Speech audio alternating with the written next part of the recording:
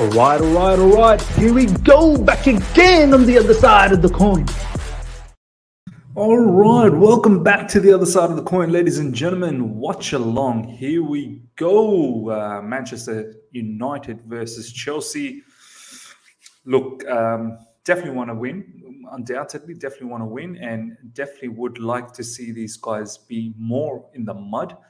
We'll have a look at the lineup very, very soon. But I've got to be honest, I'm a little bit nervous. Whenever these sort of fixtures come along against teams that we are expected to beat, and against teams that are in the mud, we do tend to slip up a little bit. Recently, we did that against Arsenal off the back of 3 losses that they had, and we've given them a win, and now they're back. They're revived. You know, since that win, they've smashed Manchester United as well, 3-1. And now we get to play Manchester United at home. We've not won at Old Trafford, ladies and gentlemen, since 2013. So hopefully the lads, they have some sort of fire in their belly today, thinking we can't allow this to continue for too long. And I think this is the best opportunity to change this record around. Massive shout out to each and every one of you guys that have joined in. Smash the like button as soon as you come through. Always great to see you guys. Some usuals that are always here. Really good to see you. Frederick Thames, good to see you, my man. Big up the other side of the coin, 100%. Thank you so much. Sam, good to see you. Good to see you. Jeff Knightley, my man, good to see you, honestly. Hopefully we have a good watch along, man. Sai Krishna, my man, good to see you. Big up, Miz. If we get our scouting right, I can already see at least 5 defenders under 50 million who can replace Rudy and AC with. Look, this is the thing. Scouts, we get the scout situation right, then, and also a director of football, then I think we can all sort of rest a lot easier. Let's put it that way. If we don't get that scouting right, we're going to end up getting someone ridiculous money, and then the saga continues. The thing is, I don't think the new owners will allow for that. I think the new owners are going to be very concerned as to who we purchase. So hopefully it's going to be all right. Manaf, good to see you. Big up, Miz. Everyone in the live chat, big up to you as well. Nithujan, good to see you. Yes, Miz, my guy, good to see you, man. I'm predicting 1-1. Look, that's what I predicted as well in All You Can Eat Chelsea. And even in my preview, I said, look, maybe a 1-0 for us. I don't know, maybe 2-0. But my heart, I don't know why it's saying it's 1-1. How much longer can Man United keep playing rubbish?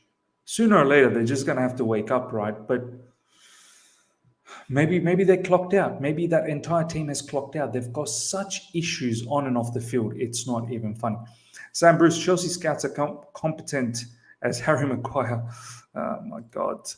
Pritam, good to see you, my man. Miz, my man, how you doing, brother? Doing all right. Just an announcement to each and every one of you guys. I'll make an announcement right here. Straight after this watch alone, obviously, I'll do the review, a very quick review. And after that, I'm off flying. I'm going to Bangladesh for 4 weeks. So I'm going to be on holiday, but the content ain't stopping. So you guys don't have to worry about content-wise. I'll have plenty of time available on my holidays to do some content, do some lives, hopefully some watch-alongs as well. So, don't worry about that. But yeah, I will be on holidays, enjoying time with my family and enjoying Eid in Bangladesh. I've not done that for a very, very long time, so I can't wait for that. But yeah, you don't need to worry about content-wise. It's going to come thick and fast, no doubt about it. In fact, when you're on holiday and you don't have to think about full-time work, yeah, you best believe the content's going to be flying. Ryan Gunners. Yo, what's up, bro? How are you? Good, man. Good to see you, man. It's been a while, bro. I miss you. Talk to me. I miss you. I really want to kiss you, but did you miss me? I miss you so much, bro. I told you. Oh wow! Look, Ishan is here too. The whole gang is here. It's the bad boy Bhadra. He's here. How you doing, bro? I'm doing good, miss. How are you? How's things? Not bad, bro. You look a bit tired, man. Must be very late, yeah? Nah, it is late, but I had a long day in office, so it is Fair what it enough. is. But look, I'm going to be joining you very, very soon when I'm in Bangladesh, Dhaka tomorrow. Wow, Straight yeah. after this stream, I'm actually getting on the plane, and then I'll be By the way, like you, Ishan. even I'm going home for a week. I'm going back to Pune tomorrow, Oh wow, nice, and nice. yeah, we'll be It's gonna be back in mad, that Ishan. original settings. You know, the Chelsea posters and all. It's gonna be back in those settings. So, yeah. It's gonna be mad timings for you and me, Ishan, doing Yeah, Champions it's League gonna be nights same. and Yeah. yeah. But the thing is, I'll be on holidays. You still have work, so that's the only difference. Nah, it is what it is, man. Work from home is still chill. You know what I mean? Comparatively. Exactly right. Exactly. I'm seeing Sai Krishna saying I called it at Ryan Gunners. What is he talking about, bro? What did Sai Krishna call? We need to know. These are the personal questions we need to answer on the stream. Sai Krishna, talk to us. What did you call? He would like to know. Ryan would like to know what you called it. Let me just continue on with some more shout outs before we look at the lineup, ladies and gentlemen. In Life No Limits, good to see you, my man. G11W, very, very good to see you. iTest Merchant, you seem to have a different logo. I couldn't recognize you. Good to see you, man. Please, God, we just need one time to be not to be Charity FC. I hope we're not, man. Anurag does Charity FC. Get in. Hope I'm wrong. Hope I'm absolutely wrong as well. And some good wingers, especially Rafael Leao. Watched him quite a lot this season. Props to I think he's talking about Rafael Leao. Okay. Right. Yeah, Ryan really likes this guy a lot. Hopefully, we can talk a lot more about it sometime very, very soon. In Life No Limits, I can't bring myself to watch the match live, so I'll be watching your stream throughout tonight. These brothers better win tonight, or else, my man. I hope you get a good watch along out of us, and I hope we win, man. Honestly, I hope we win. Lemon Man 3-0 Chelsea. I hope so. Sup Ryan and Ishan, we are winning tonight, right? I hope we are, man. Jansen, good to see you. Loving the squad here. Okay, ladies and gentlemen, there's some blockbuster matches. We've got some Europa matches on the side going on as well. Semi-finals, so we'll keep a good eye on that. West Ham versus Eintracht Frankfurt. And also, just bring this up. And also, Red Bull Leipzig versus Rangers, all that rumors about Vardiol. I hope I pronounced his name right. So we can keep in touch with what's going on there as well. But let's look at this lineup. We'll look at the Chelsea lineup before we go to the Man United lineup. Start with you, Ishan. Edouard Mendy, Antonio Rudiger, Thiago Silva, Azpilicueta, Reece James, Marcus Alonso, Jorginho, Kante, Mason Mount, Timo Werner, Kai Havertz. I pretty much predicted this. Besides Reece James, I just thought that maybe it's too quick for him to come back. I had Chalobah and Ruben Loftus-Cheek as the wing back, but I'm glad Rudiger is back. We've only got a few more games with him. Hopefully he delivers for us, most specifically the FA Cup. Thoughts on this lineup, Ishan? Yeah, I think so. I'm happy with this lineup. I think so. We've picked out the best. Can't complain much. Definitely adding Rudiger and Reece James into the lineup, it's a somewhat, let's say, a power booster to the lineup, especially Rudiger, to be very honest. So yeah, I can't complain much of the lineup. Also knowing the fact that there are some important players who are out injured, like Kovacic. So they're already ruled out of the whole scenario here. Apart from that, only one debatable position is probably Timo and Christian Pulisic. If you want to have that sort of dilemma, you can. Probably that would make some sort of sense, but still, I think so. I would like to give Timo another chance here in this match. Yeah, I agree, man. I mean, that was probably the only biggest contention, whether you give Pulisic or Timo. I kept Timo as well in my preview, thinking it's not fair to drop this player, just because Pulisic scored the winner. I want Pulisic to, again, off the bench, have that same impact, and then maybe he puts himself into conversation against Everton. Ryan, how you feel looking at this team, man? I know in recent times we've been deflated. In recent times we've talked about how we don't attack enough. We're not pragmatic. I mean, we're not creative enough. We're too pragmatic. But do we just see this season through and see what damage we can do next season? I mean, what do you think about this lineup and also the overall outlook? Well, I think based on form, this is a lineup that you'd probably want to go with the available personnel we have. I agree with you completely on Werner. He's had more good matches recently than bad ones. So let's see if you can get that momentum up, especially into this transfer window. We need to figure these things out. Mason has been really well. I like him getting into midfield positions, moving from left to right, getting into the box. Reece James, I was surprised that he's back also. Jorginho, I like that he'll be there to complement Kante. When Kante gets forward, Jorginho can kind of sit back. So I think it's a good lineup. What I'm expecting from this match, listen, I'm not gonna come here and expect that we will see us asking questions and this and that and attacking combinations, etc. But the best I could really expect for is that Tuchel could have a really good game plan, because what I really like about Tuchel is his in-game tactics.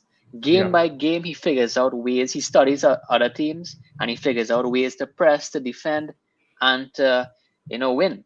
So I'm hoping that he could figure out a way to really attack this game, set up defensively, set up our press, and we can get a result, man, a win.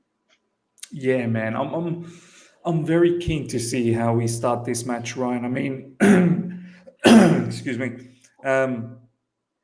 I don't know what the mentality. Excuse me, guys.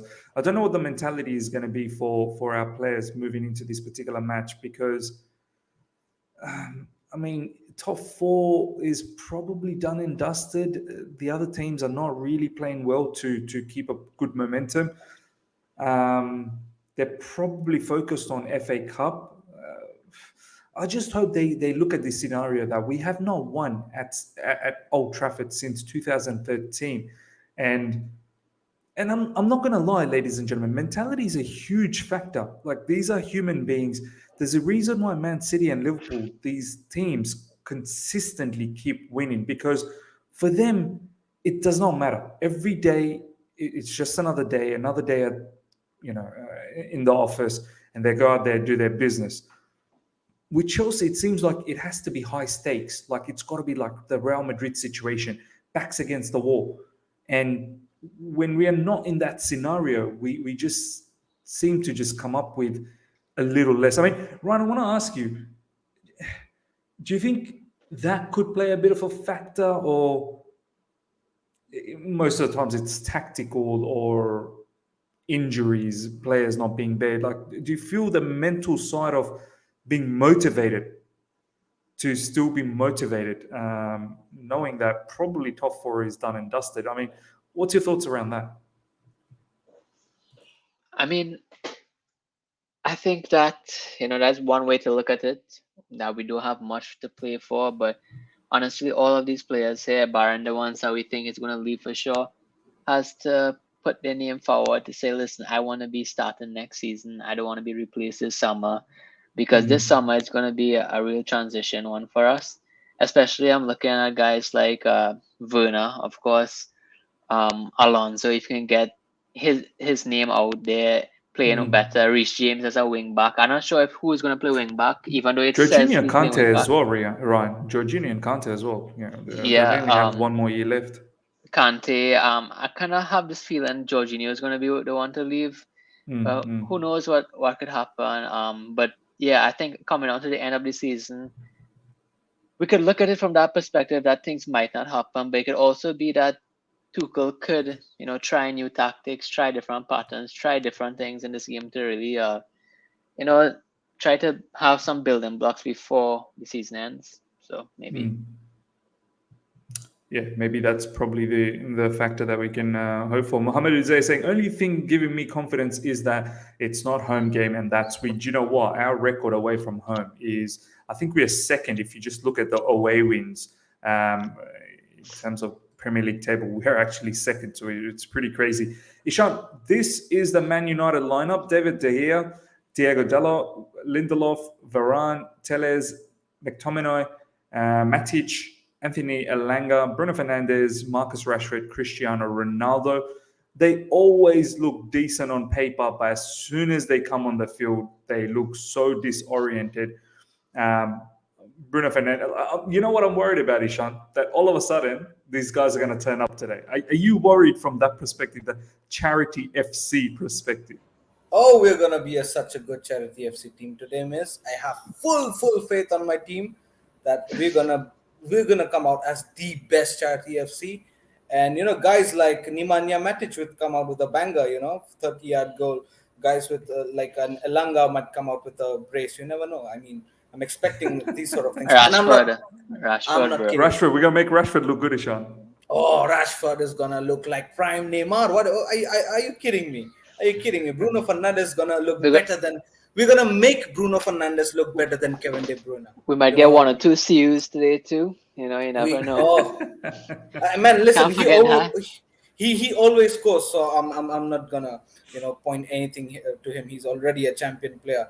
But guys like who are not that good, we make them look like champion. We're gonna make David De Gea look like Peter Schmeichel today. Lindelof might be looking like some Vincent Company today. You never know. I mean, Yeah, Nemanja watch them Matic just turn out to be the most organized team. Absolutely organized team. Of course, 100%. No two ways about it. Champions League Varane is gonna play like Champions League. We're gonna make him look like Champions League Varane today. That's how good of a charity FC we are today, and I'm definitely sure we're gonna play like that. I'm not kidding. I actually do think like that because we've not been. I'm worried too, man. I'm worried. Like, I think you're right, Bro. Ishan, man. A lot of us feel this way. You're gonna say something, right? Honestly, when Chelsea fans are worried, we do well, and when we're confident, we get battered. So, guys, probably today's we win. Like anytime I see all the YouTube video, like previews with the thumbnails, excited that we're gonna win, we lose. So, and anytime we have the thumbnails with people biting nails and stuff, we win. So, hopefully today is the day we win. Because just 7 days ago we were confident, or 8 days ago we were confident against Arsenal, and look, we got embarrassed. So, We got let's see, embarrassed. man. Let's see.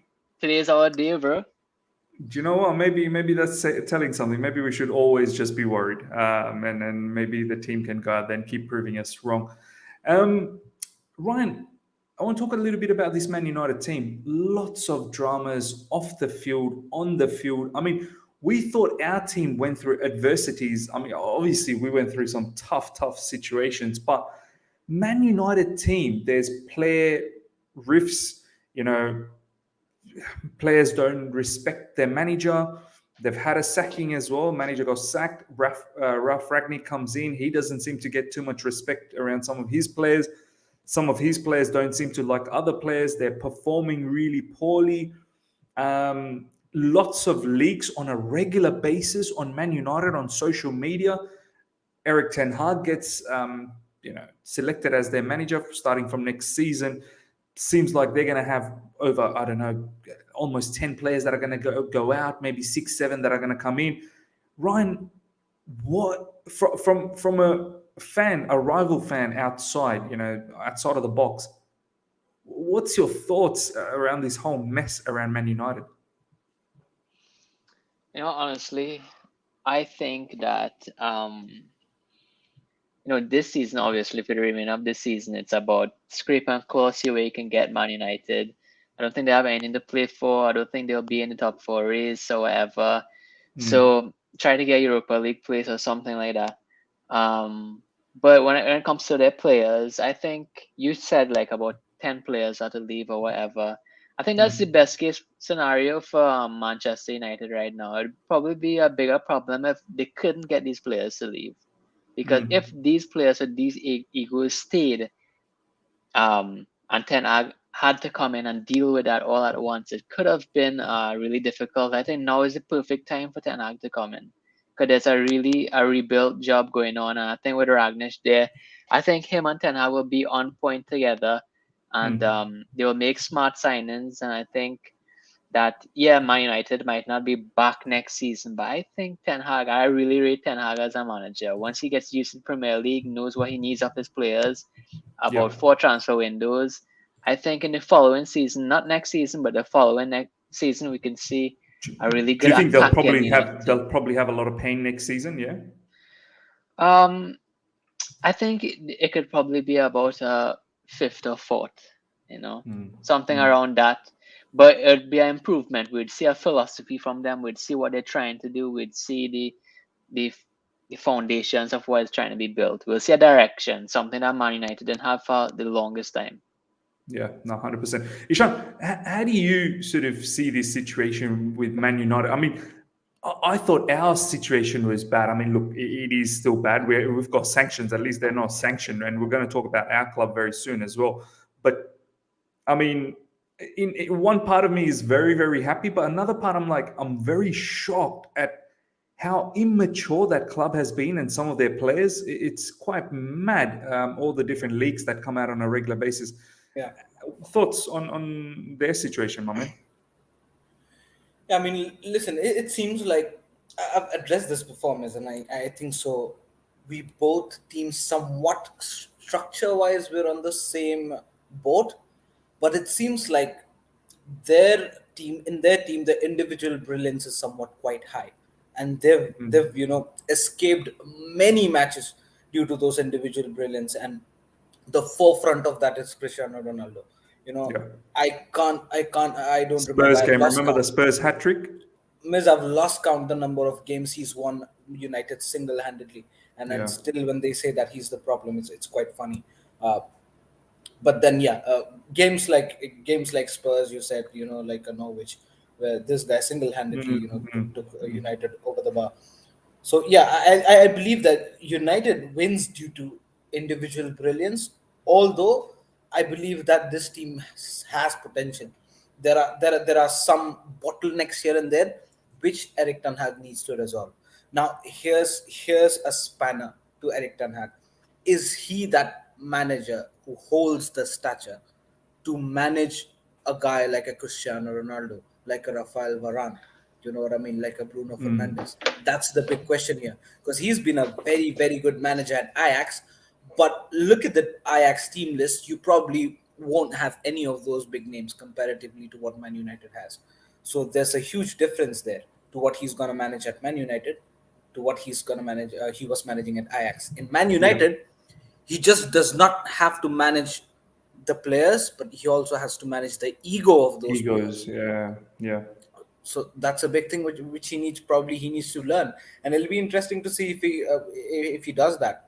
But if he actually does and implements those changes very quick, then I think so it's going to be very good for him and Man United. Or else it's going to be a long process. But if you'd ask me, Miss, I think so it's a long process. They need a lot of refinement in the team.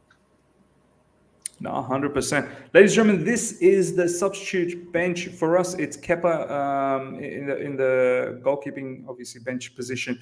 Chalobah, Malang Sarr, Ruben Loftus-Cheek, Saul Niguez, Hakim Ziyech, Romelu Lukaku, Christian Pulisic, Kennedy. For Man United, it's Heaton, Henderson. They've got two goalkeepers. I don't know why. Eric Bailly, Phil Jones, Fernandez, Juan Mata, Hannibal. Some of these players, I don't even know who they are. Shortire? Shortire? Yeah, I've got no idea. Ferreira? I've got no idea who some of these brothers are. Let's talk a little bit about Romelu Lukaku. Ryan, this guy, there's some proper, articles now coming out from Matt Law. I don't really like when Matt Law talks about opinions. I feel like he's a bit controversial in that manner. But when he's talking about transfer stuff, he's quite accurate most of the times. Ryan, he's recently put out an article saying Romelu Lukaku is actually thinking about leaving Chelsea and going back to Serie A, whether it's Inter Milan, AC Milan. I think he wants to go back to Inter Milan. He sees the whole Chelsea situation a little bit, apparently it's been a nightmare. I feel like he caused a lot of the issue as well. Yes, I won't lie that we probably haven't played to his strength too. I mean, where are you sitting at the moment, Ryan? Do you still think there is a future for Romelu Lukaku, or it's best that if he's starting to think that this is going nowhere, probably best to just cut up the ties and just move our separate ways? I mean, I believe that if the player and the manager wants it to work, it could work. I believe in the quality of the player. I believe that if he feels backed, that he will give 100%. And he's a kind of personality player like that. He needs to feel backed. He needs to feel the confidence of his players and his manager. And I think if they really wanted it to work simultaneously, it could work. But unfortunately, it doesn't seem as it would be that way from both sides.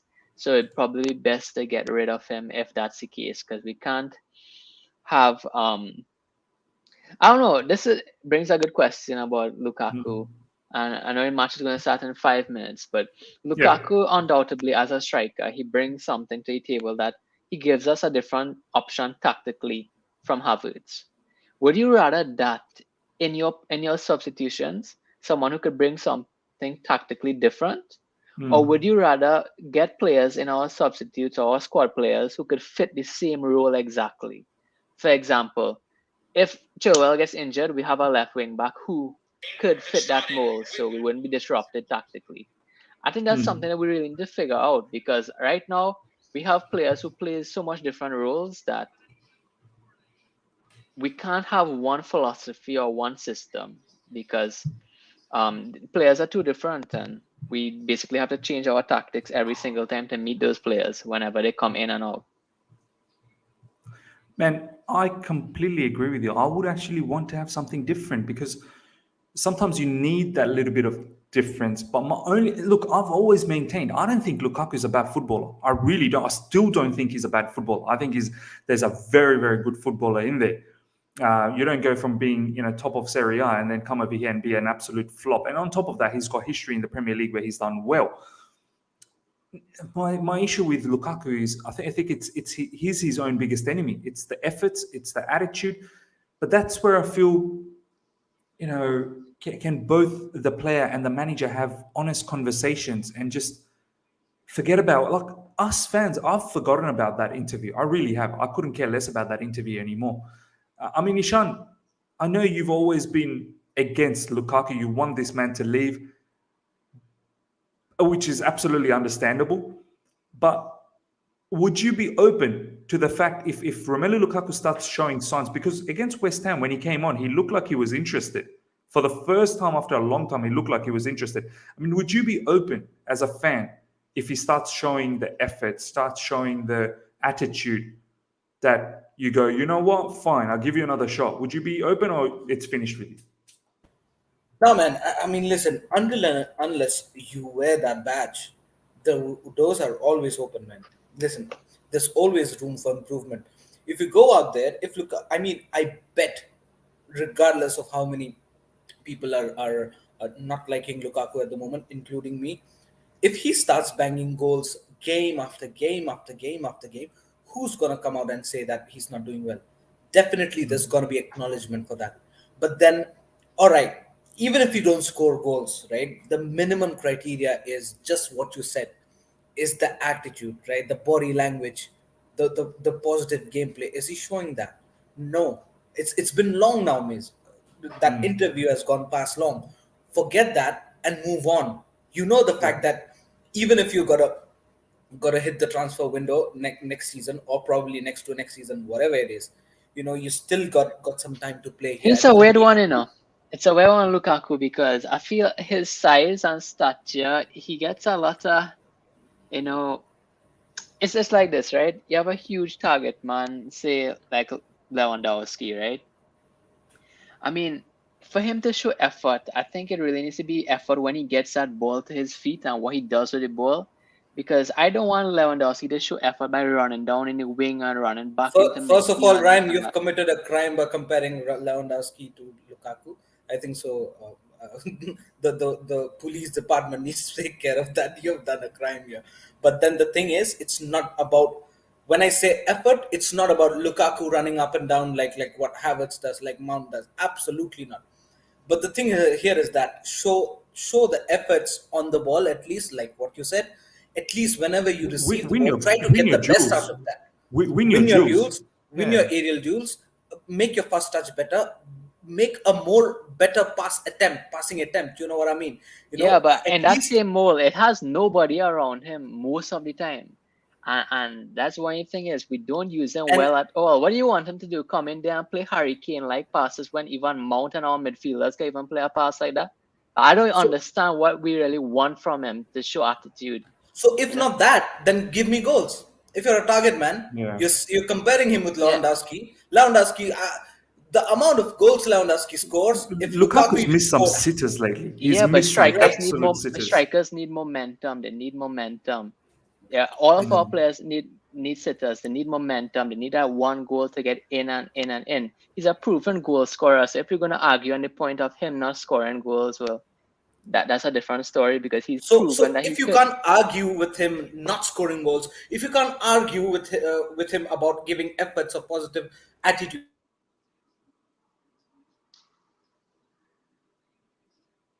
Have we lost Ishan? Lukaku just shut down Ishan's Wi-Fi there. Ladies and gentlemen, the match has started and looks like it's quite electric pace already from the get-go. Mason Mount chasing things down. It looks like they mean business early minutes over here. Reece James is playing as right wing back. Some thought maybe he'll play as a RCB, but he is playing as a right wing back. Hopefully, Ishan comes back soon. am I back? You're back, bro. You're back. You were saying if you can't. Yeah. So what I was saying is, if you can't expect goals from this guy, if you don't expect efforts from this guy, if you don't expect even a positive body language from this guy, why are we keeping him? To tie shoelaces? I don't think so, man. Give me something positive to at least rely something. At this point of time, I'm getting nothing. Because at least from Timo Werner, sometimes I do get something positive based, regardless of how much I don't like him missing chances. But then still, I know there is something. My perspective on the whole Lukaku situation is: look, there's faults he has a lot of the fault, no doubt about that. I feel personally that a lot is actually on him. But I'm not going to sit here and deny the fact that we don't play a way to get the best out of him as well. I'm not going to sit here and say that we play brilliant football, because even without him, we don't always click. As Ryan always keeps saying, we don't ask enough questions. When you play someone like Lukaku, you've got to give him the ball quicker. Our midfielders, for some reason, they love holding onto the ball. They don't move the ball quick. One touch pass, look up and try and get to Lukaku immediately, and then have the movements closer to Lukaku to feed off him. It's not rocket science. We've seen Lukaku do this time and time again with Inter Milan. I remember a long time ago, Ryan's done a video presentation, tactical presentation, where we were looking at Lukaku's time at Inter Milan. It wasn't all counter-attack football that people think. There was a lot of good players like Barella, like whoever else they had in midfield that were always close to him all the time, which helped him click. Obviously, with their wingback Hakimi, Lautaro Martinez knew exactly what he needed to do with Lukaku. A lot of our players, it's strange whether the interview has actually affected some of their mindset. Maybe it could have, because I've recently heard from in the nose that Rudiger leaving has really unsettled the playing group. A lot of the players are not happy about that situation. And as I keep saying, these players are human beings, ladies and gentlemen. It's like this. Ishan and Ryan are two prominent members of my YouTube channel. Now, if one day, if Ishan or Ryan, picks up the phone and calls me and says, "Miz, I'm not going to be around anymore for XYZ reason," of course it's going to hurt me. Of course it's going to hit me in a different way. That, oh man, we had such great chemistry. I'll understand this decision, but it will hurt me. So I think maybe there could have been that particular side of things where the players probably just didn't feel comfortable with Lukaku. I don't know. I mean, Ryan, just to wrap up this Lukaku situation, because we obviously will get into the match, which looks like a very high-flying match and quite open match in midfield. Ryan, I mean, could you honestly say that I completely understand and I completely take your point that, yes, we should be doing a lot better as well, no doubt. But you also agree that Lukaku himself hasn't helped himself out too?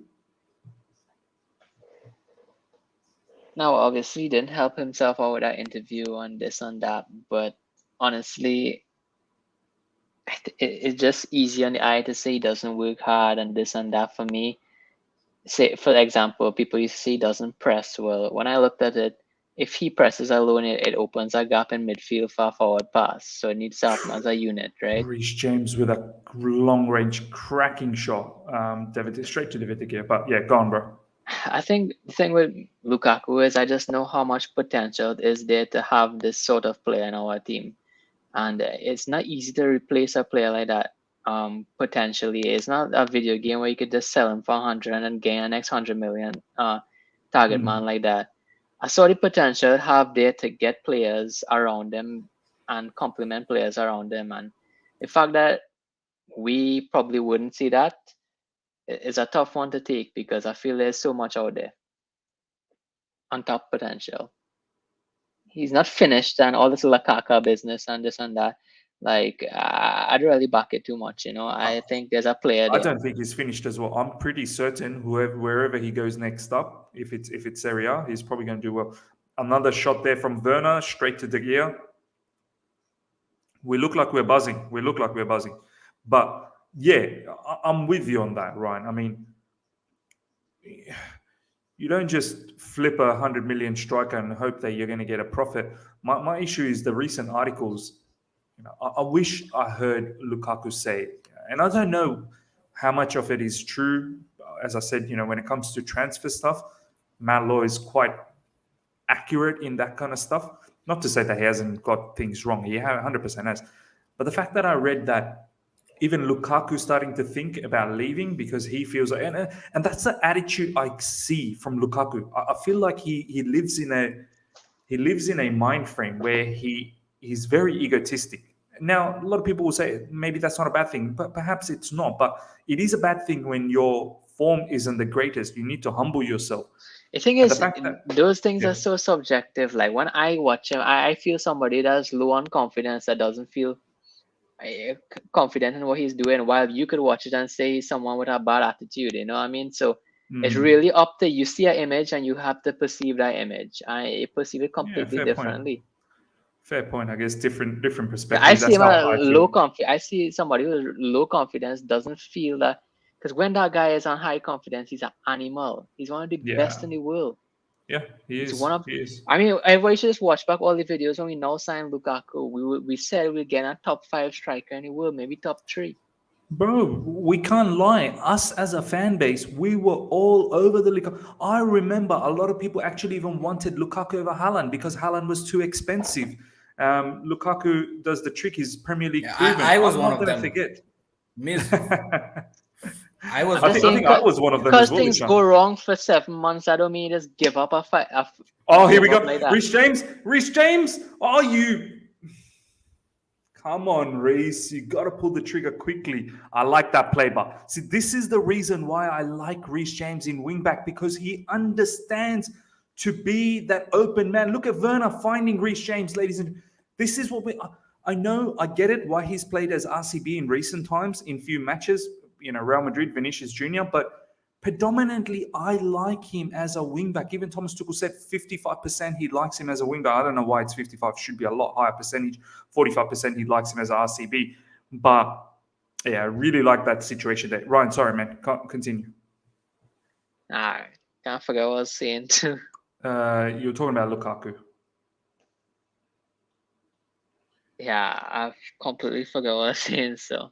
But I think I finished my point, though. Yeah.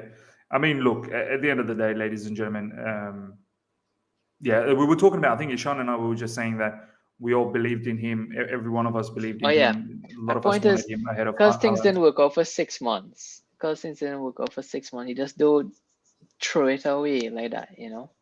You just don't throw it like that. It's also work on it. Look at, I goes to show that something internally is wrong too, because look how much chances Werner got to try to get his form ready. Look how much chances Havertz got at all different positions, at winger, at striker, at central midfield, right? Look how much chances these players around him got. They struggled their way through, and then they found the tactics that suited them, and they went well. Even Werner right now, I wouldn't say he found it. He just had 2 good games. So out of like 50 or 60 or 100, so I'm definitely not one of them that's saying that, oh, he's well and truly back. Yeah. I've said that he has to play like this till the end of the season for me to believe this. Oh my God, Werner was in immense. I mean, he had all this space. And Havertz nobody should played him in. As I have said, man, looked, and these Havertz went guys, wide to Alonso. these guys are programmed. These guys are programmed to go wide. I'm telling you, miss. These things aren't drilled in training. And You know, look at Rudiger. Rudiger's the one who tries to find that half space to get Havertz. Havertz should have released Werner there with a nice threaded pass, and Werner would have been off. And he goes wide to Alonso. And look at what Rudiger tried. Like, this is the thing, man. Ryan, this is what Sidewinding we're FC. talking about. This is sidewinding FC at its best, you know. I mean, Rudiger trying Ishan, to find a straight pass. But Havertz Havertz needed goes in. to slip that through with a nice Yeah. weighted pass in between the defenders, needed to slip it through to Werner so he can use his pace. The line that Man United had was high. Yeah. Come on, man. Come on. But I think so. It's been a good start. Good It's been a pressure very from the good guys. start. It's been a very good start. Seems like a goal isn't coming. But I you mean, know what? anytime Ishan, there's space in behind, we play good. So I'm not even surprised. There's Yeah. space in behind, so we play good. and there's these- space in midfield as well. Plenty Yeah. of space in midfield. I'll just be right back for 5 minutes, right? Yeah, sure, bro, sure. I mean, Ishan, I was just going to say, that's the difference between Liverpool, Man City, and us. That pass, if it was KDB, goes to Timo Werner. Oh Do my you know what I mean? days, miss. Forget it. Oh my KDB's passes are golden, man. Miss. I've seen KDB make passes like mad, man. You can't. But you know what, compare his Ishan? I passes. expect passes like that from Kai Havertz. I think he's very good on the ball. I Yeah, expect yeah. him to thread that ball in. Yeah, 100%. I believe that if we had just one player like who have a KDB vision, we would have sorted more than half of our problems, man.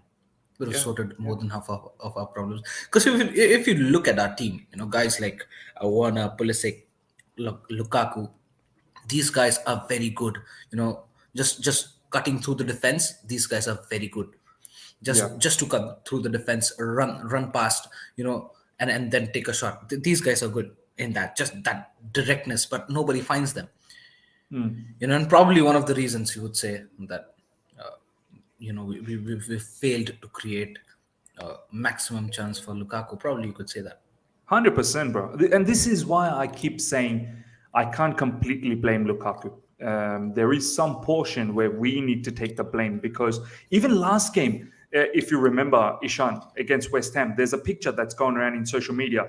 Mason, Ronaldo with the overhead kick goes over the top.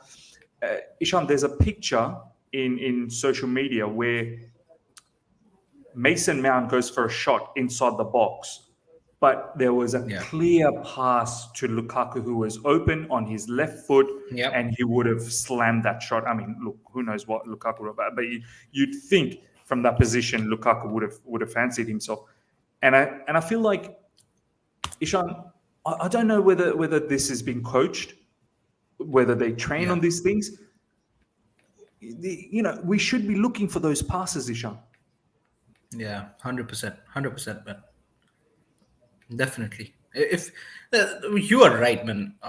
Definitely, we can't ignore the fact that Lukaku makes those runs, and we have to find him. Yeah, You know, Werner we're as well, bro. diminishing a Werner lot of makes those chances there. runs. Werner One makes as well. those runs. Yes, 100%. Although you could say more than half of them would be offside, but then still, at least he makes those attempts. You know, nobody else does.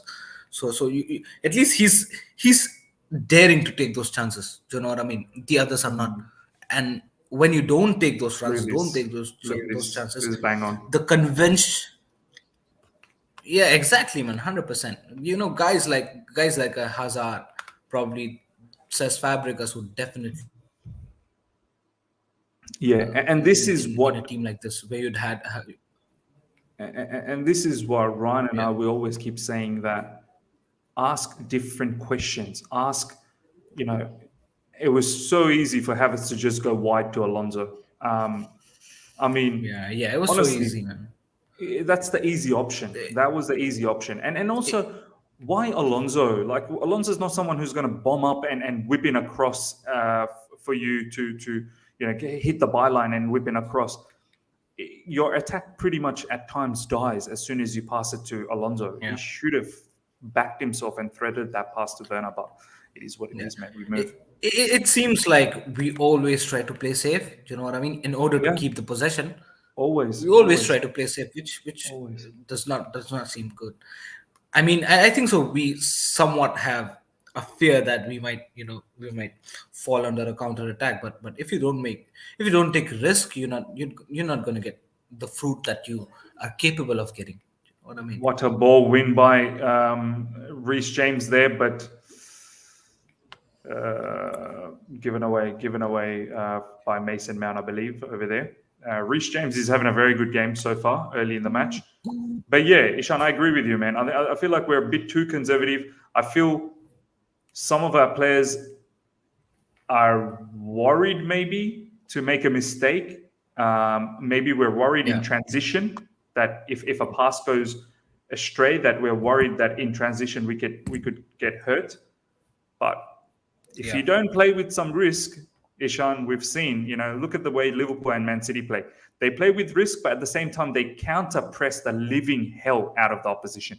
As soon as they lose the ball, 100%. they are like a pack of wolves winning that ball back. Yeah. We need to have that mentality that even if we lose the So, ball. so there was an assistant manager of Liverpool who came out and gave a tactical, interview where he said, it's not about counter pressing. It's all about stealing the possession. What Liverpool does is steal possession when you're not supposed to dispossess the opponent. Yeah. That's the moment when you dispossess the opponent. Catch them off guard, even when they're not expecting. That's what he said, and that somewhat opened my eyes, and I'm like, wow, yeah, they actually do that. It's a good concept. Steal instead of counter press. Steal the possession when they're not expecting it. Yeah, very, very important. Here we go. And it's Mason Mount in a lot of space. What can he do? See, this is the thing. I mean, this is why, ladies and gentlemen, I have to say, as much as I love Mason Mount, I cannot appreciate him as a playmaker. I really cannot. I know a lot of you guys are going to say, but Miz, look at the stats. Look at all the goals and assists.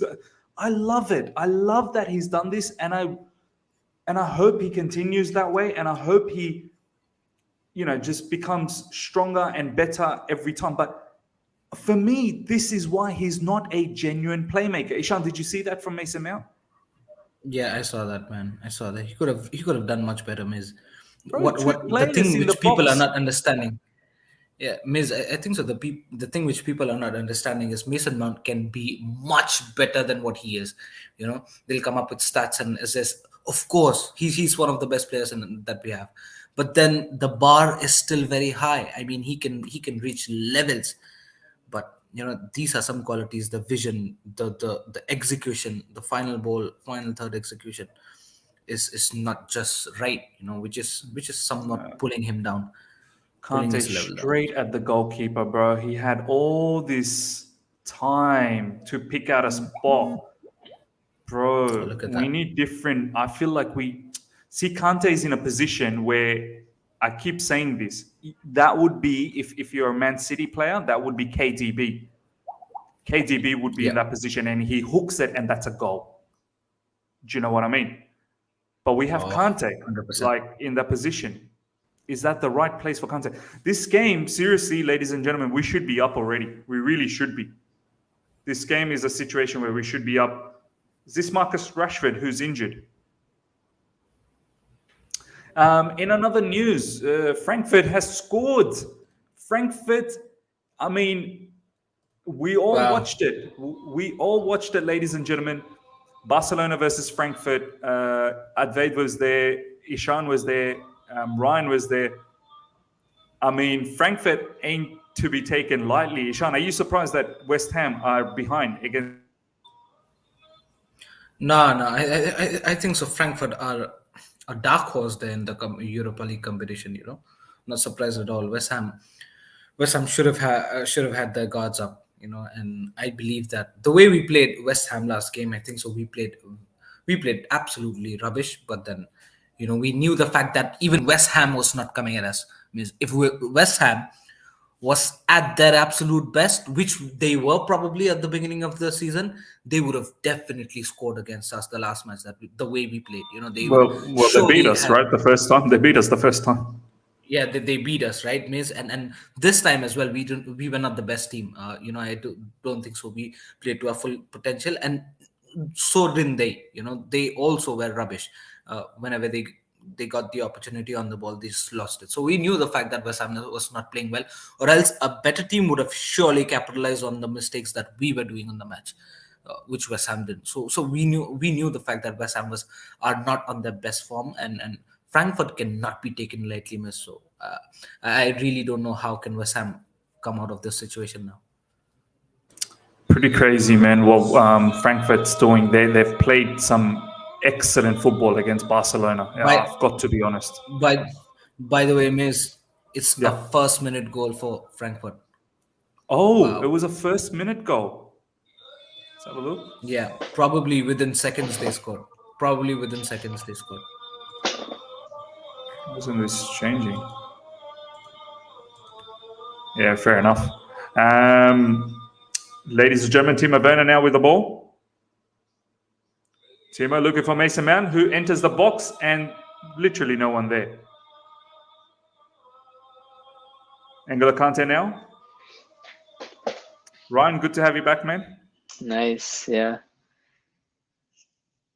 Timo Werner, man, just giving the ball away. Yeah. Ryan, Frankfurt's up 1-0 against West Ham. Wow. Who's in the other semi-final? Leipzig versus Rangers. Rangers. What if it's Frankfurt versus Leipzig? Oof. It could very By well the way, be. in the Conference League, Leicester and Roma drew themselves in Is it still semi-finals. So 0-0 Leicester over are there? playing Roma. Yeah, it's still 0-0. That Match just time started, so it's 8 minutes. Yeah.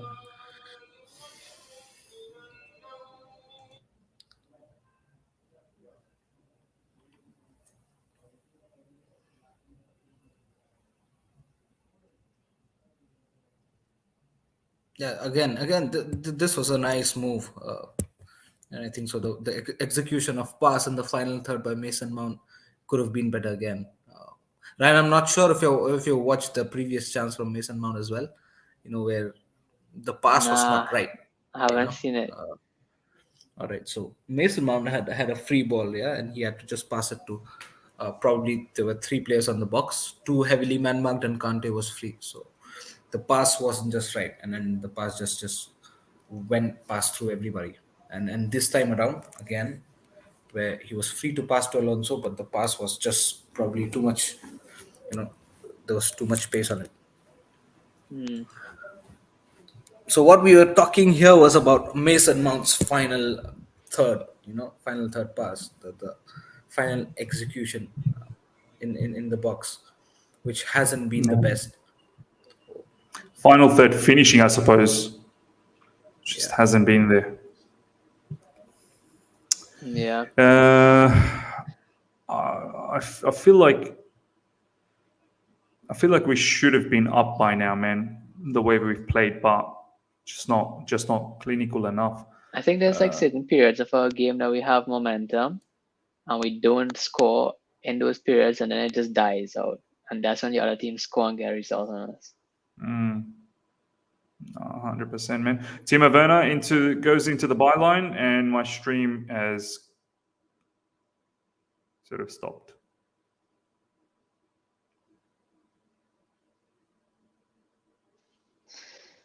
Yeah. Sorry, bro. You didn't miss anything. I'm now paused. I don't know what's going on. Even I'm facing a power cut here. Everything is running on dongles. My stream has absolutely disappeared. Battery charge. What's going on? What's going on?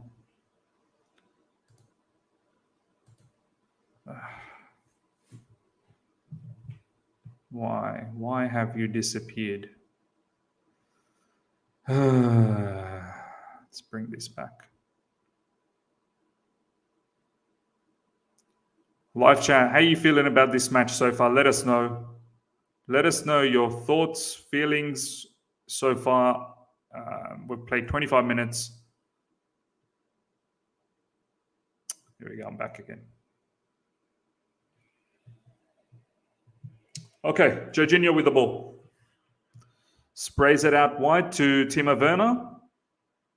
Timo cuts back in, puts a chip pass to no one.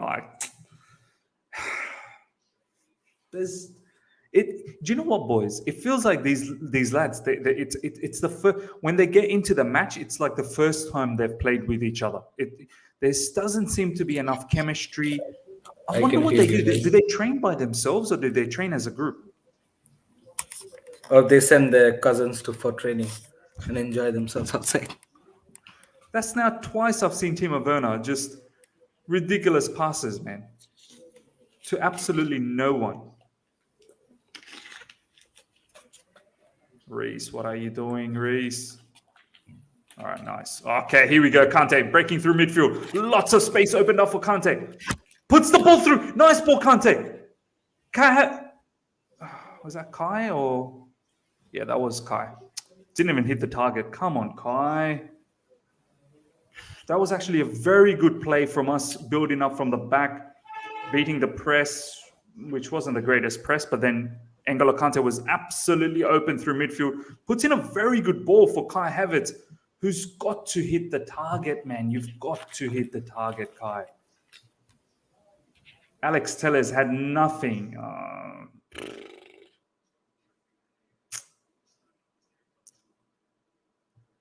Himanshu is saying should have passed. I mean, the shot was probably on. He just needed to execute that. Make De Gea work for that effort at least. It's just way too simple.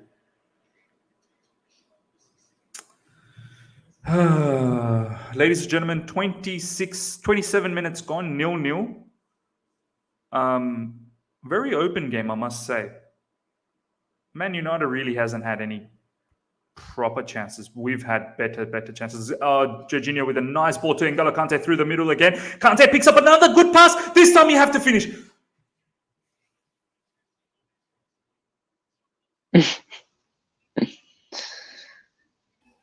Same story, same movie, nothing different. Kante is doing what KDB would be doing. Kante's actually put in some couple of how can this guy miss like that? Top class passes from Kante. That what did was I tell a you? We're gonna brilliant setup for Kai's got to finish. You've got to. There's no excuse. Yeah, look at Thomas Tuchel. Look at his expression, ladies and gentlemen. Thomas Tuchel is livid. That's why I always say, Miss Kai could do the same exact role just as our attacking midfielder because he's just not somebody who's going to get you 30 goals a season. That's why I personally wouldn't have him as our striker next season.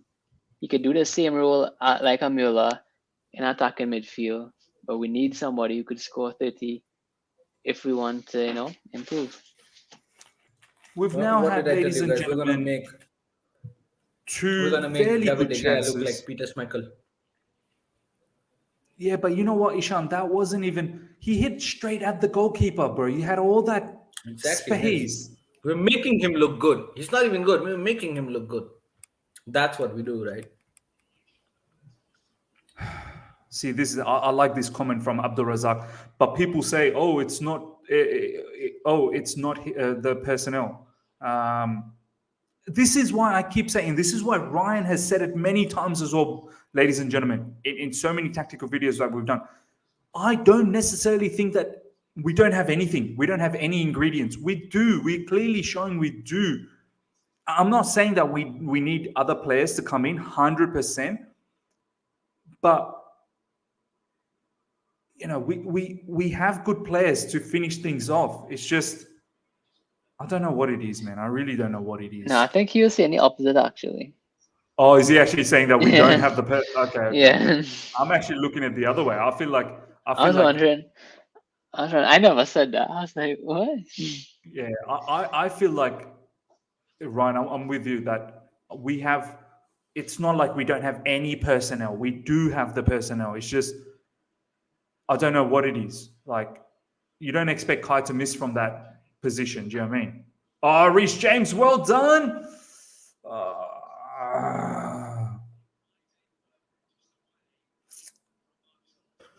So have we landed ourselves in a situation where in some matches we don't create at all.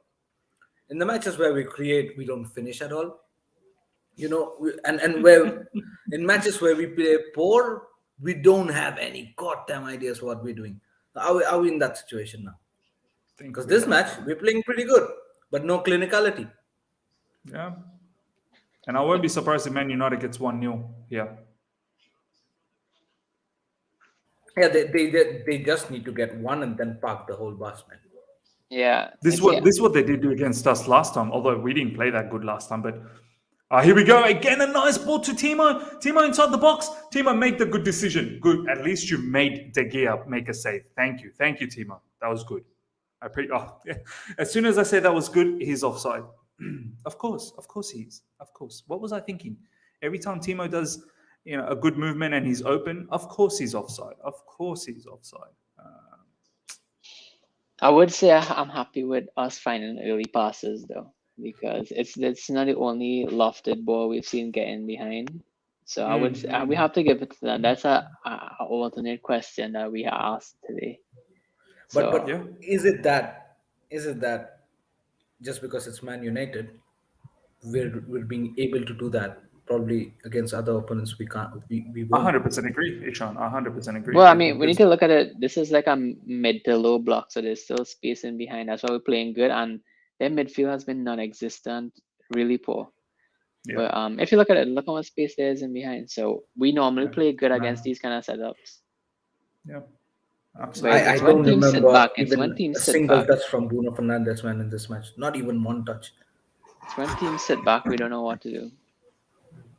Yeah. Low blocks, we Yeah, tend to have. it's like the two extremes. It's like when teams sit back, we don't ask much questions. We scratch our heads, and it's like when you have a relentless pressing team like a Man City, who eats you up alive while pressing. Then also we get startled a bit. It seems like that. But then there is a different scenario where we have a chance to break out because of the high line. But then when it's a low block, it's like, phew, case closed. Yeah. This particular match, I'm not even going to lie, ladies and gentlemen. Yeah, as Sif Manyanga said, we should be 2-0 up. We really should be 2-0 up. Especially that Havertz chance. I do feel sad at times for Thomas Tuchel. Because what do? Do you go into the market again? How many times are you going to keep going to the market? I mean, we have £100 million man who's in the bench, who himself is at times not putting these things away. And now we've got Havertz, who's not always clinical either. What do? You just keep going into the market till you find the right guy. It doesn't work that way. It doesn't work that way.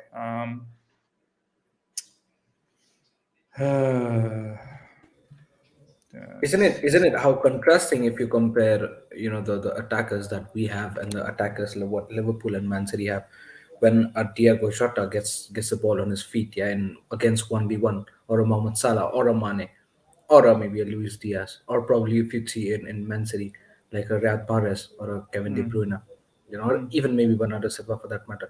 You have confidence in those players that those guys are capable to do 1v1 and clinical finishes any moment. Mahrez.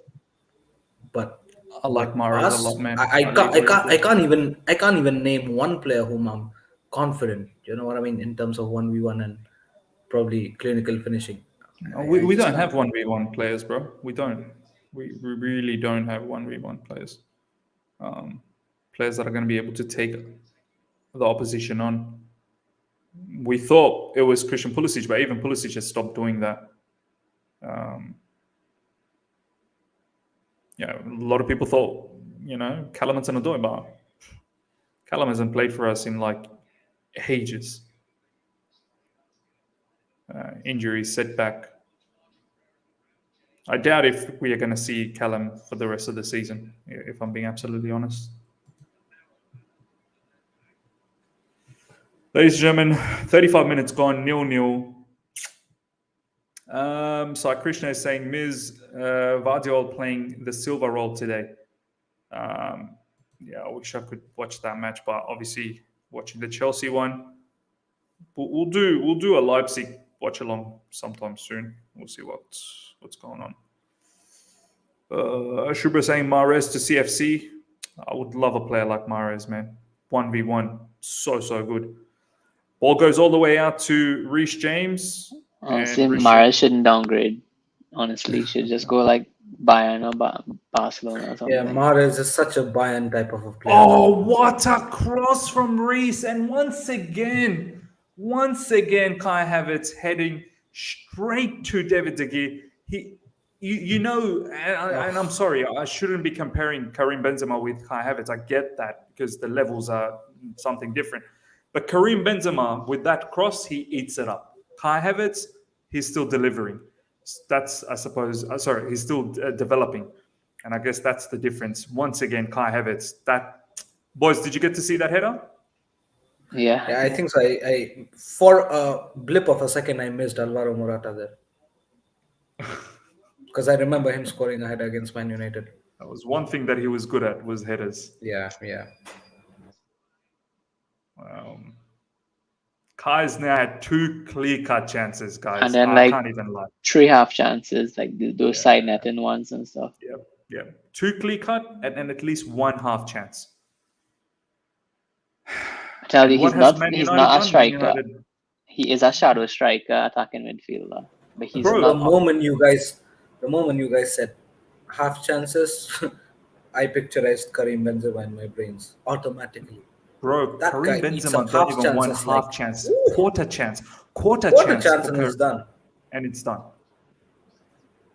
And just to come back to Ryan's point, I've said it a long time, and I've been saying it a lot. That look, yes, okay, Kai Havertz can do a job as false nine, but I personally think he's a lot better with a striker up front. He's a second striker, as Ryan said, maybe even a 10, if given that.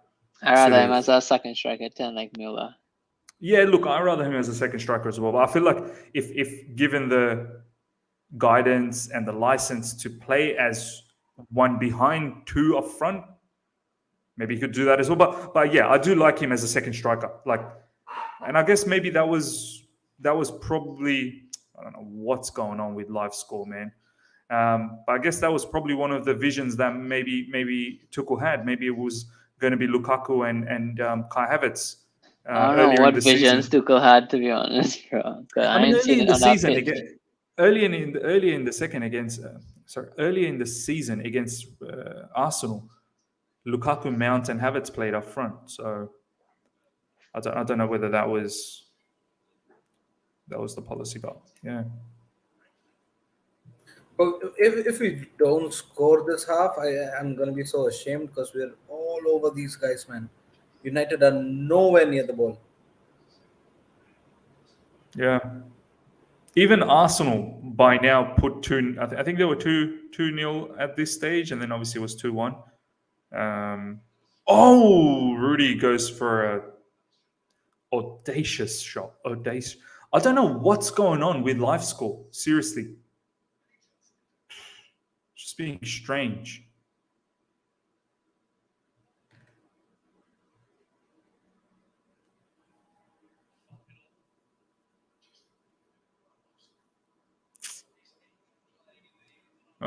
Sif Manyanga saying this game is ending 0-0.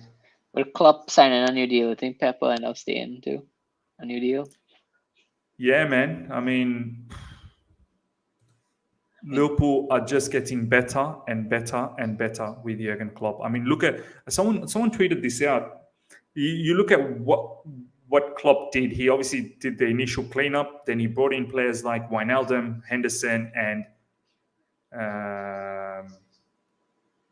Wijnaldum, Henderson, and Milner. That was their midfield. And then they went away from that particular midfield, and now it's Fabinho, Thiago Alcantara, and whoever else. Obviously, Henderson played yesterday, but it could be sometimes Naby Keita.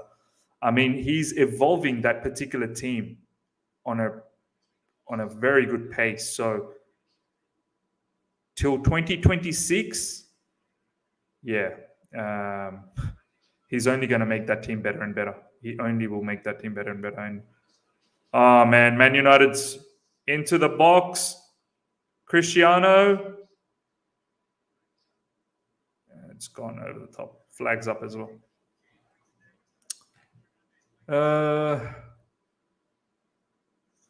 Lurfix, we're not winning this. Players are not serious. I mean, we've created some big chances. And I can't even say the same thing for Man United, honestly. They've not done much in this particular match.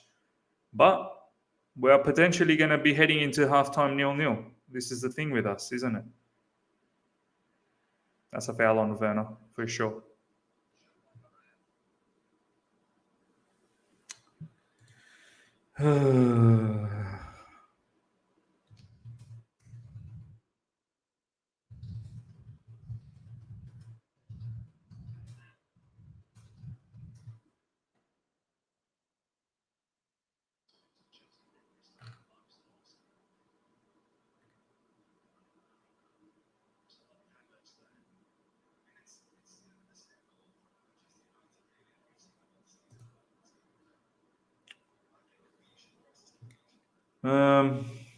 Boys, how you feeling, man? How you feeling about this so far? Start with you, Ishan, man. Sorry? How you guys feeling, man, about this match so far? Look, it just feels better that the effort is there comparatively to the last game. We can say that at least the game is not there.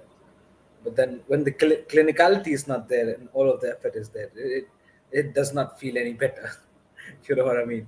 It's more like United deserve to concede a lot, but we're not just clinical. As simple as that. So we were still at the same line.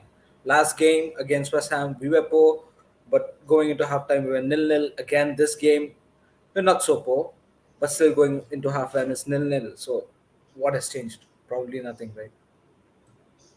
Probably nothing, man. Probably nothing. Yeah.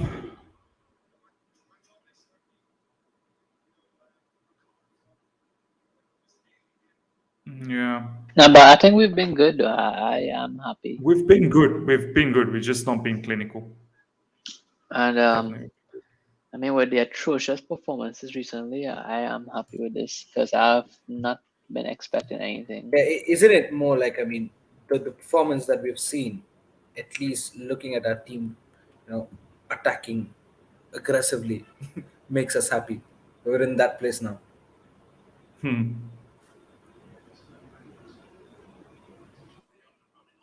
Yeah.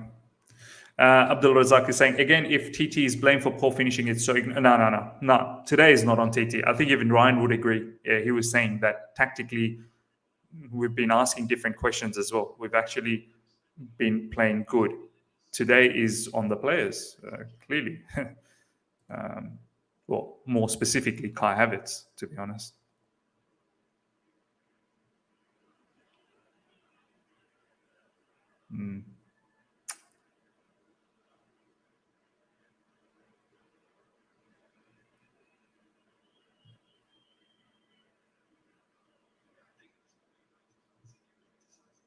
I don't know how we sort this out, guys. Like, I really don't know how we get into a situation where we can be as ruthless as...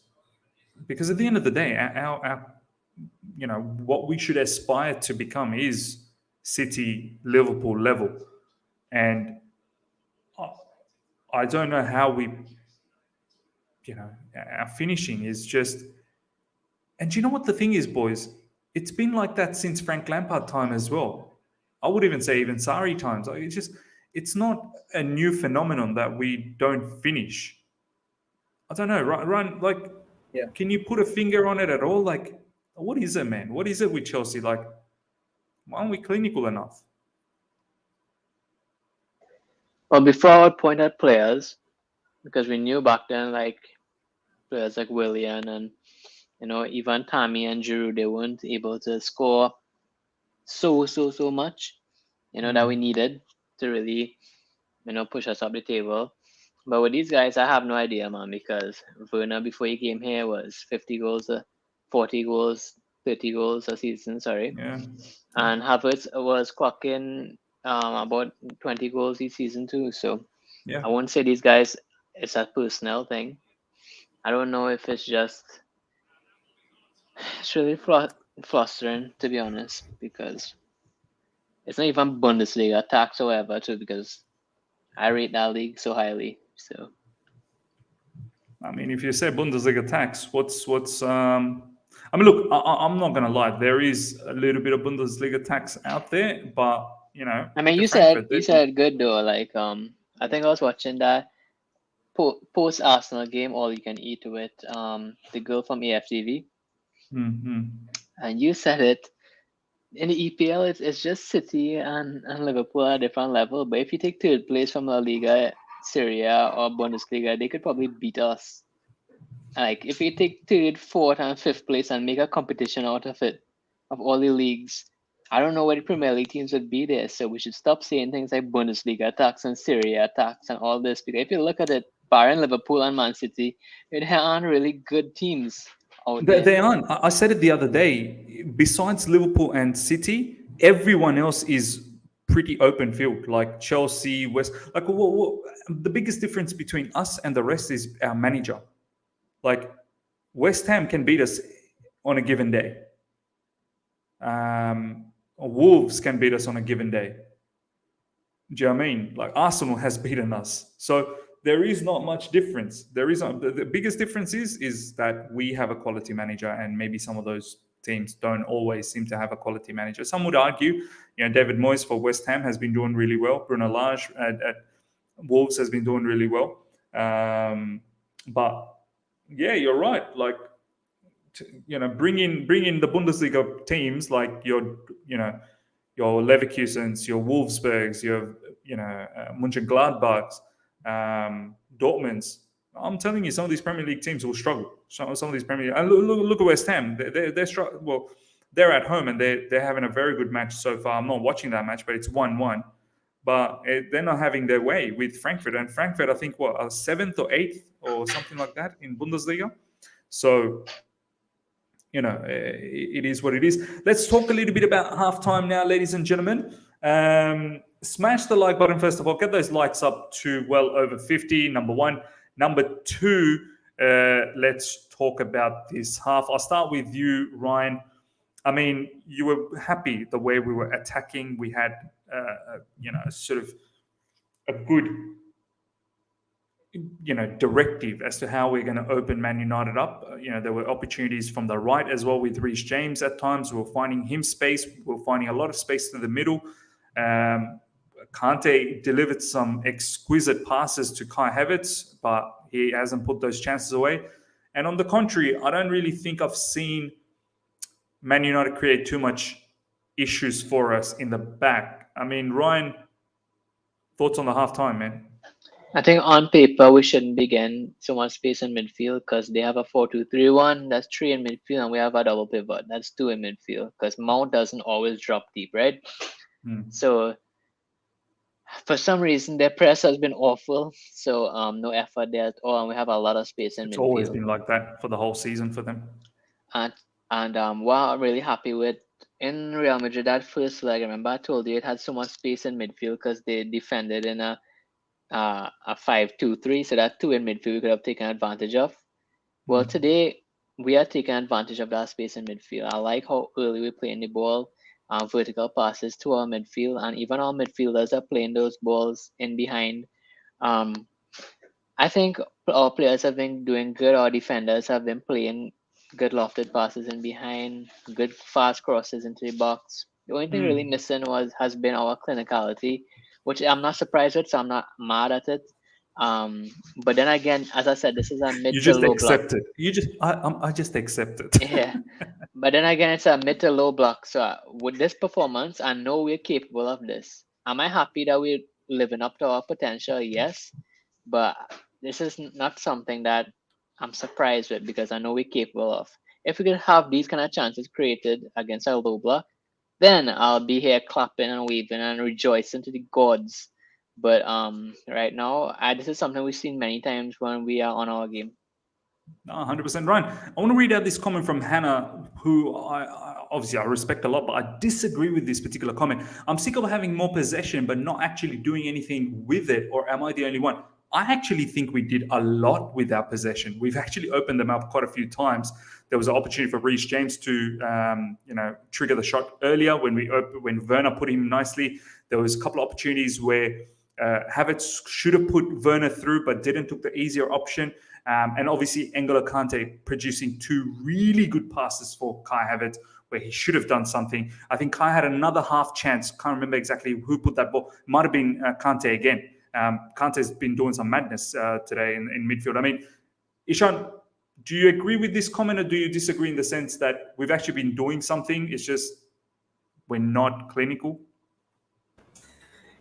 First of all, I understand the frustration that it's the same old thing where we're creating a lot but then not finishing. So we're probably from score line we're probably in the same same state.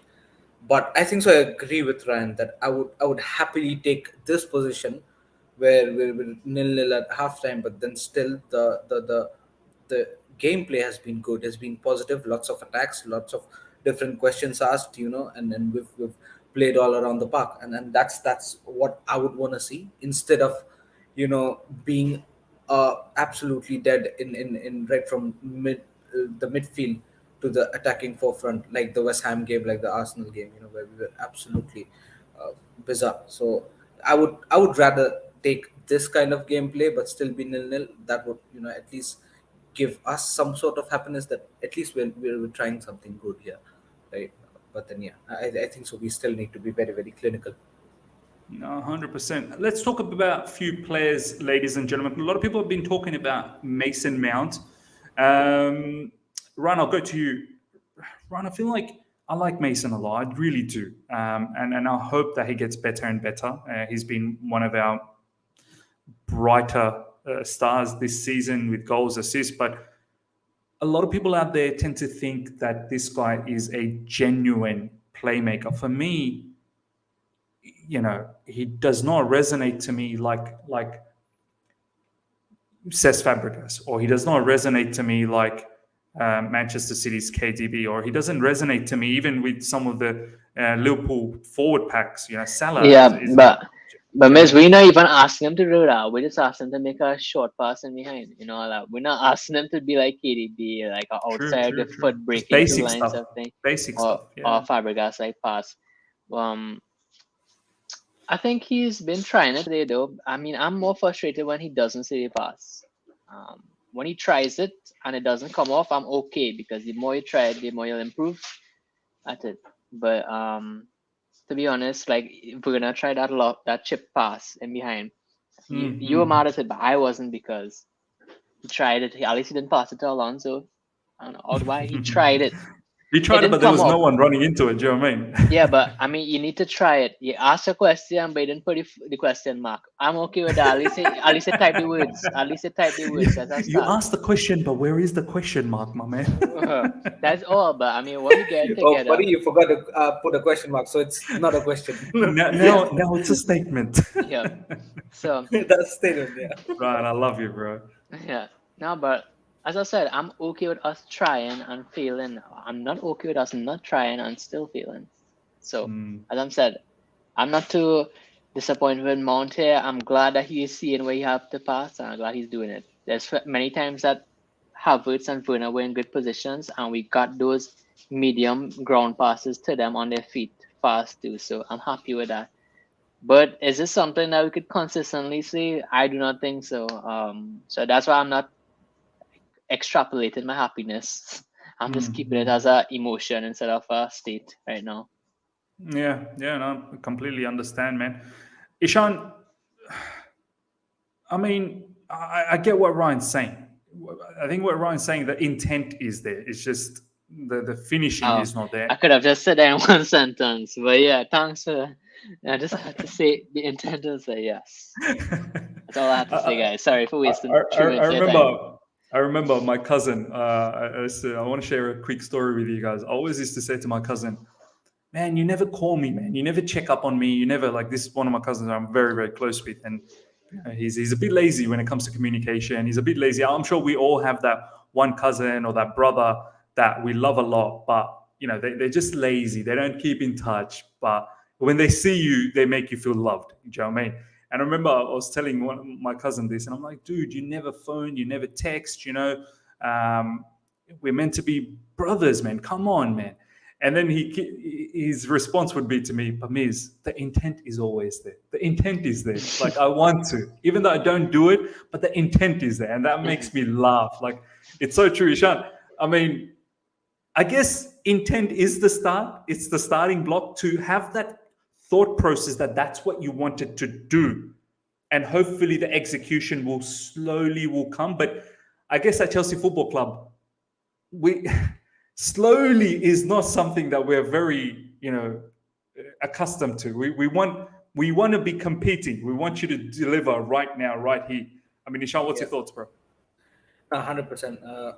I think so. I agree to the fact that I definitely agree with Ryan saying that it's at least it's good. It's positive to look at your team, look at the few players, players like Mason Mount. Try, it's good to try and fail instead of do nothing else and just jog around the whole park for 90 minutes. True. You know what I mean? But the level is high, and that's where the question is. So we know the fact that when we're in a bad patch of form or we have bad games, we look absolutely atrocious, and nobody plays good. One of those days where nobody plays good, and when we play good, it seems like yes, but the clinicality is not there. So the confusion here is, till what level do we start expecting from our players? You know what I mean? What is the bar that we start expecting from guys like a Mason Mount, like a Kai Havertz? I wouldn't consider Mason Mount as a youngster anymore. The man was he 23? He's going to be 24, right? I mean, how many? Is this his fourth season or third or fourth season? Frank Lampard's season, last season, this is his third season finishing. So next season, fourth. Like that's a lot of experience now. He's already played 100 games, hasn't he, for Chelsea? Yeah. He's played 100 games, right? I think so. It was just the first season that he played. It was around 58 games. Thing is, with passing, right? Like that Timo Werner chip pass, right? It's like I am okay with it not coming off because they don't try it every game. So how often is he doing it? Once every blue moon. So it's like, okay, I can understand you got it wrong, right? Because you don't ever do it. So how are you gonna get it right? But with finishing now, we get these chances every game. These players, and they just don't finish. And the thing is, what I want to see with these passes, I want to see them do it every game, so they can get better at these chip passes, at these through balls, at these medium passes. But they don't.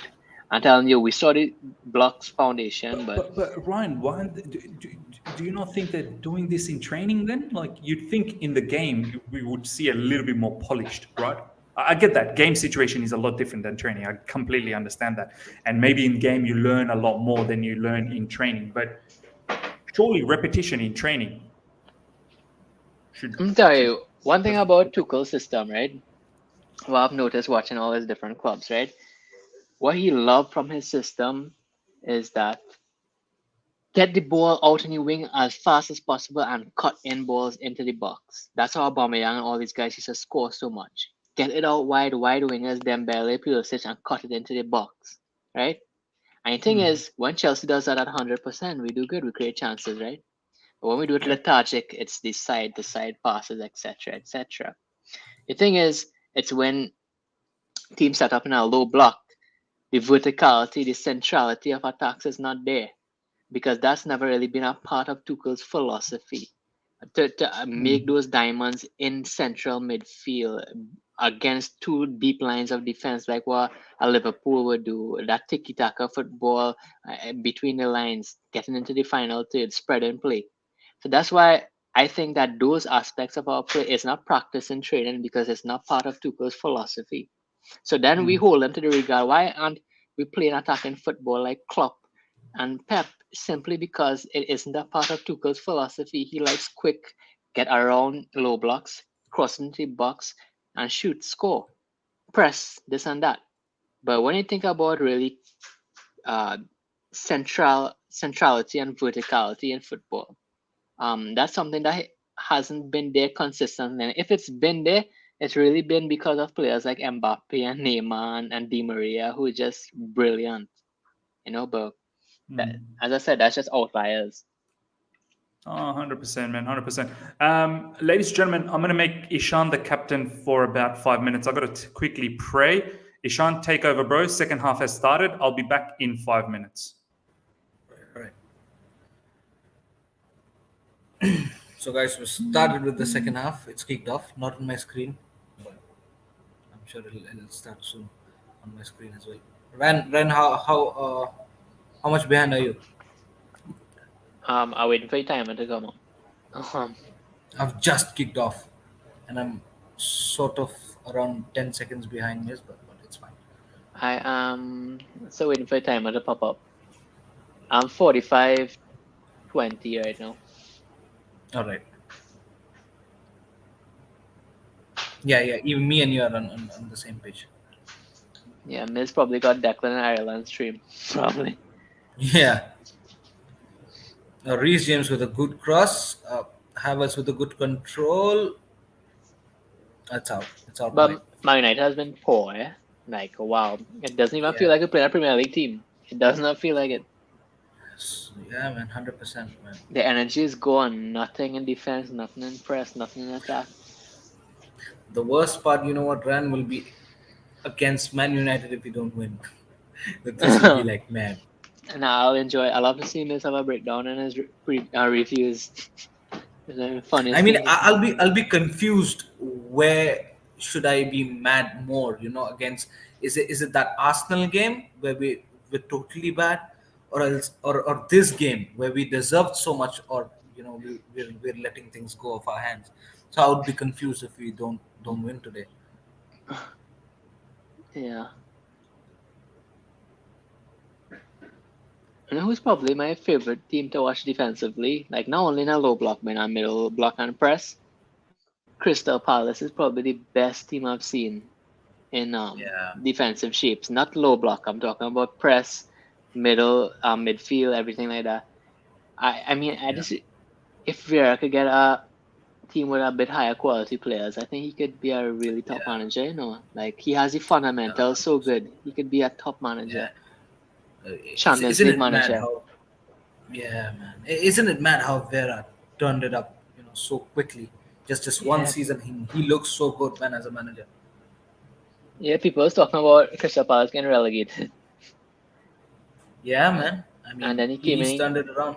They're probably the most improved mid-table team, I think. Most impressive one. Yeah, 100%, man. I mean, Man City did not win against them, so this season they did not win against them.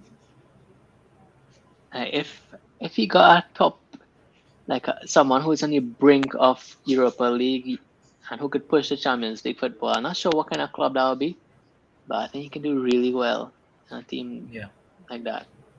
I think he deserves a bit more than Crystal Palace. Yeah.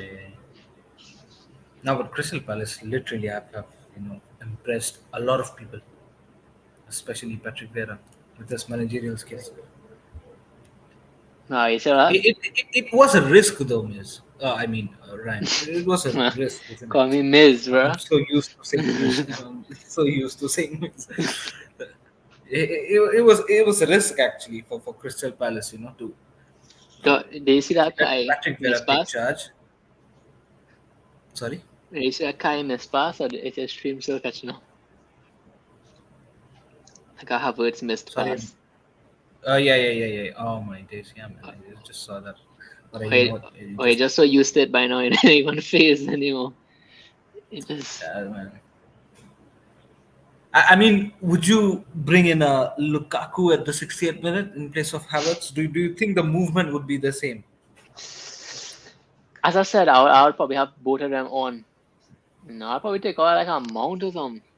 I don't know. Actually, let me take that back because I haven't really thought about it. But I would probably bring him because why not? Yeah. Now, I mean, it's been around 50 minutes of the game. The players seems like the body language is a bit down, man. I mean, I hope we score soon, but the spark in first half or something else. We should have taken the advantage then and there, but Yeah, I feel like too many chances Liverpool lost. could have that intensity for 90 minutes. Yeah, man. Chelsea have those intensity in like 15-minute periods, right? And then they'll drop off So for 10 correct. minutes and come So back for 15. But in that 15, you need to correct. score. Yeah, yeah, and it'll come back. It'll come back once we lose. Yeah. Once we're trailing back. Sometimes they don't come back. But in that 15 minutes, we get about 2 or 3 good chances. We just need to put them away. But the thing is, we don't. And then when the other team gets on the up, they score. And that's how we end up drawing, losing. Yeah.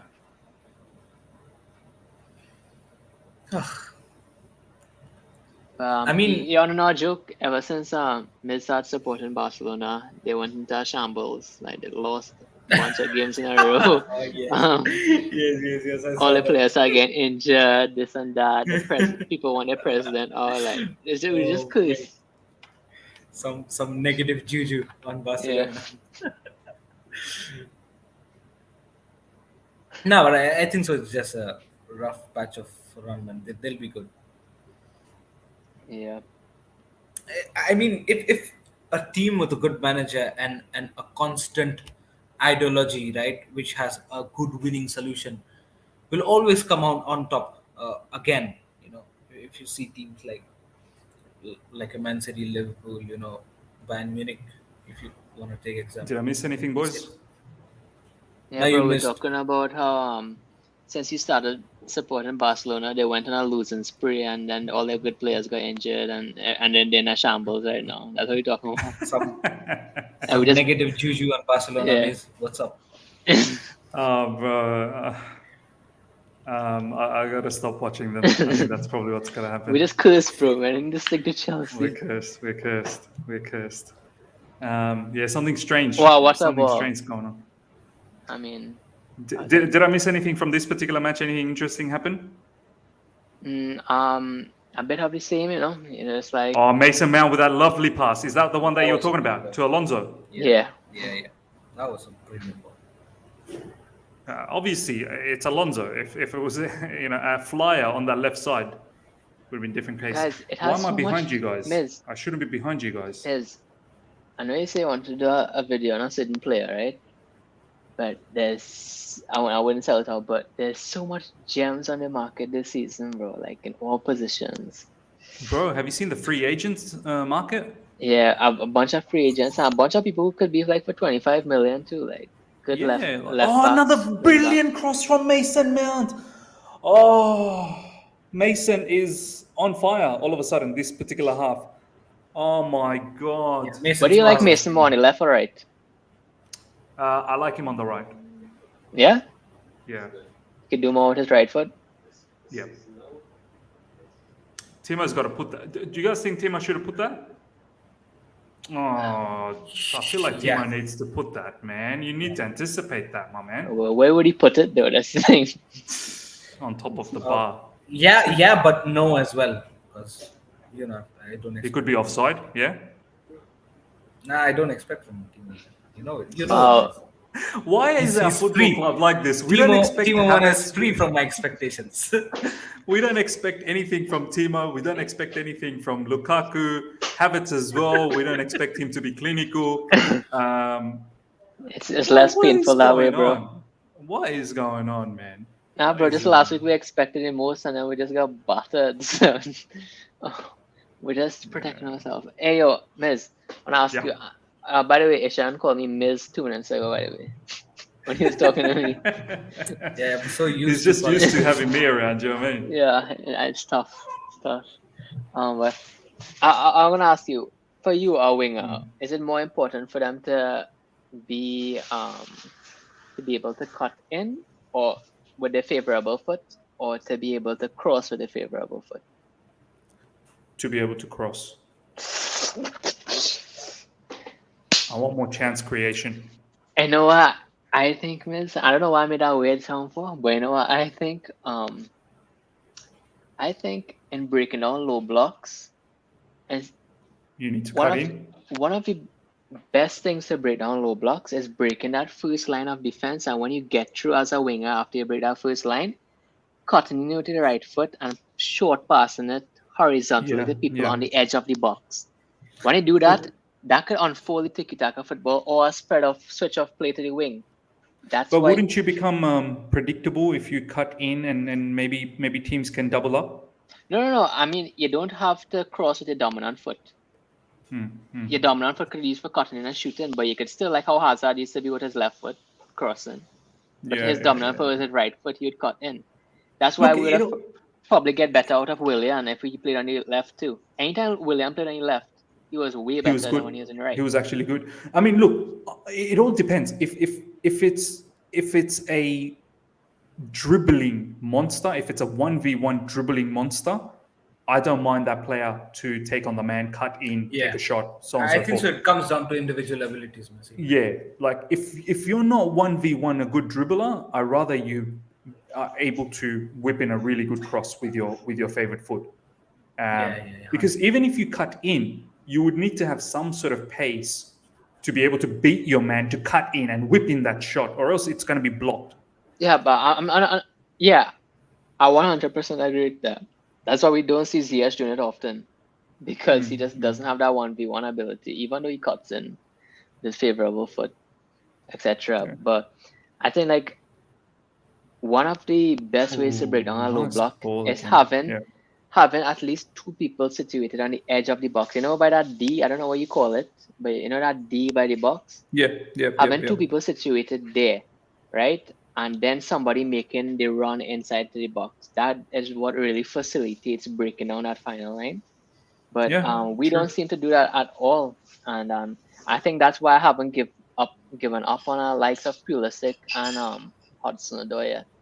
Because I feel that if we can get them to do those things on the left, I think we really just need a right winger in attack. I really think we need a right winger.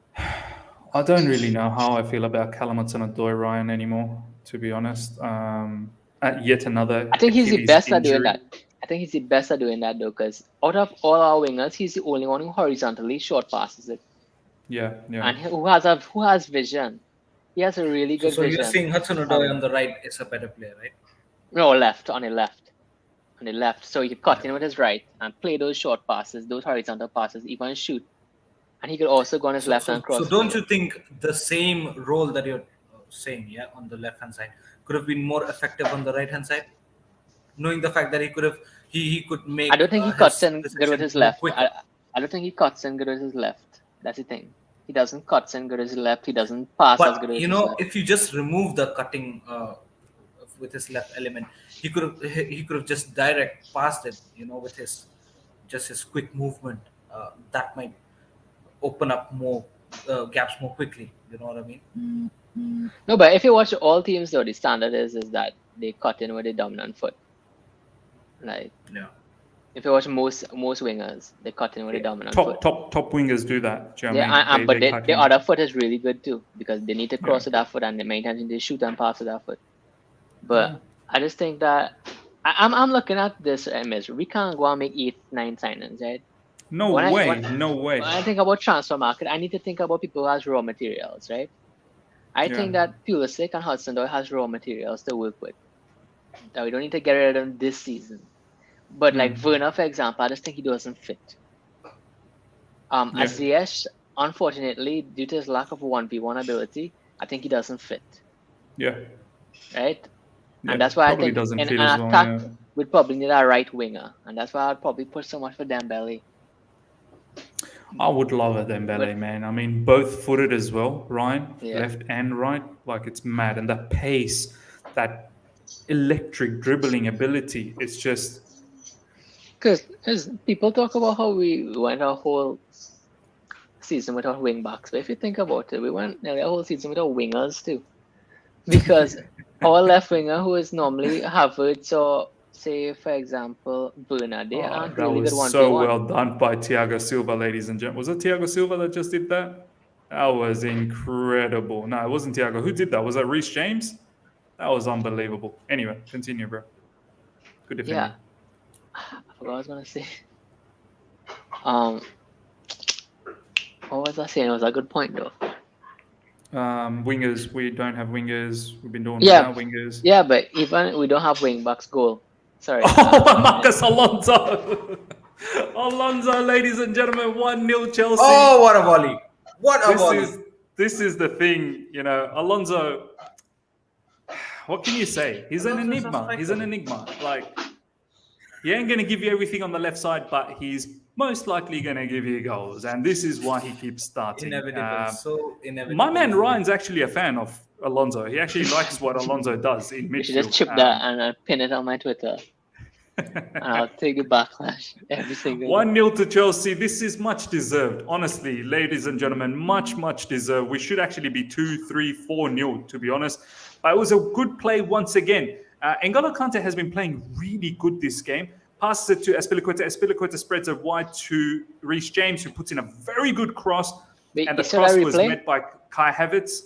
I don't think Kai Havertz knew what he was doing there for an Yes. assist. Yeah. We saw a replay there when we went across that and we had a line of 4 people in a box and nobody was on the Yes. edge of the box. Yes. But you know what? Ziyech is really good at being on the edge of the box and he really helps. He looks for that second ball. And you know, early on in the season when Chilwell was there, he used to actually go on the edge of the box as I inputted wing back. Sorry, I missed out. Whose assist was it? It was a Kai Havertz. Kai Havertz. I've got Kai Havertz in my team, Ishan, in my fantasy. Yay! Oh my days. Y'all play fantasy? Yeah, bro. Fantasy football, man. Sometimes it's more serious than the Premier League itself. I have to play next season. Sometimes I play better than my team. Yeah, I think it's y'all see. Ishan, thoughts on that particular play leading up to that goal? I really enjoyed that, man. Yeah, it was a good goal. A good finishing. I would say. You know. Oh my God. Oh no! Just when I was just updating the scoreline, guess who just scored for them, man? I think it's offside. Please be offside. Please, are they going to check it? Nah, bro, it's a goal, man. It's a goal.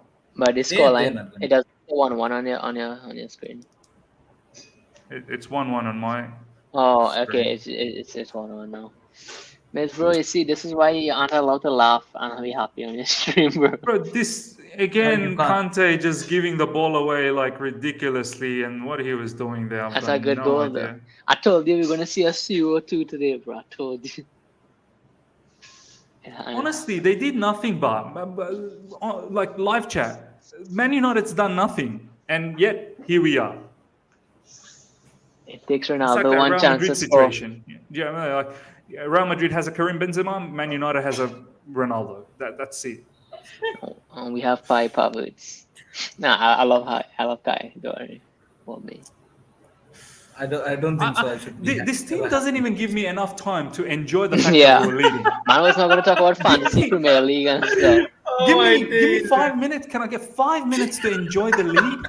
So like Sometimes, at least 5 minutes, yeah. I was watching you, right? I was watching you smiling and stuff. And when I watched you smile, then I saw a goal pop up on your screen because that's a head, right? And then I was like, oh no, it's gonna happen. And then, This is not gonna look good. I mean, it's good for the content. How many times have we seen these boys? How many times have we seen we score, we're excited, and before even we finish our excitement, it's an equalizer. It's happening again. And watch and Happiness watch just gets happiness absolutely just gets snatched away from us. It really does. It really does. another game is it's just Ronaldo's individual brilliance. I mean, Yeah. thank God Rudiger's leaving, right? Jeez, he's supposed to be marking Cristiano. Get that guy out of this club, bro. There's no time to laugh, Ryan. All right. Get this guy out of our club, bro.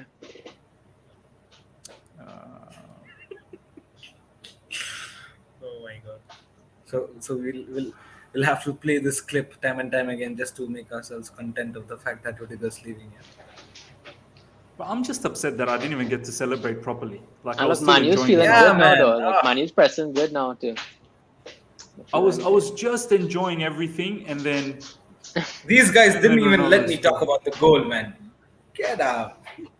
I know. I was actually asking Ishan thoughts on the goal, and then Ronaldo scored. Which goal? You know what? Never mind. Ishan's They like, scored. Miz, do you want me to talk about the Ronaldo goal? Yeah, You're like, what Ronaldo goal? And I'm like, what? Has he scored? Oh man. Cristiano Ronaldo again. They don't have any right to be 1-1 in this match, man. They really don't. It's just ridiculous. But what do you do, man? This is what we do. This is what we do best. Charity FC. Hashtag Charity FC.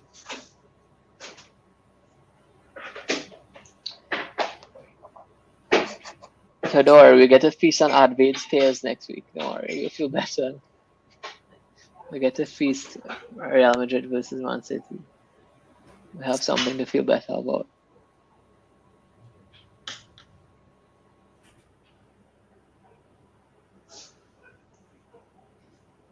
What is the score, by the way, in the other games? Europa League and Conference League games? Oh my God. It's that time, isn't it, where we start looking at other games. Yeah, it is. Miz. 1-1, Strategic bro. timeout. Like a Miz and what's- Matic fighting now. Man said strategic timeout. What happened there? Was Mount trying to fight Matic? Nah, Reece That was James. Reece James. Reece James, you know, Come on, Matic is a Reece, Chelsea bro. legend now. Bro, Matic. I don't know about legend, but Yo, Matic coming is- back home. What are you thinking about? We think we're gonna get a right to chew, and then we get Matic back at the Bro. bridge, bro. Matic got some pedigree at Chelsea, man. Oh no, but Matic did him dirty. Yeah, but Matic coming back home. That's the CDM we're gonna get. I'm telling you.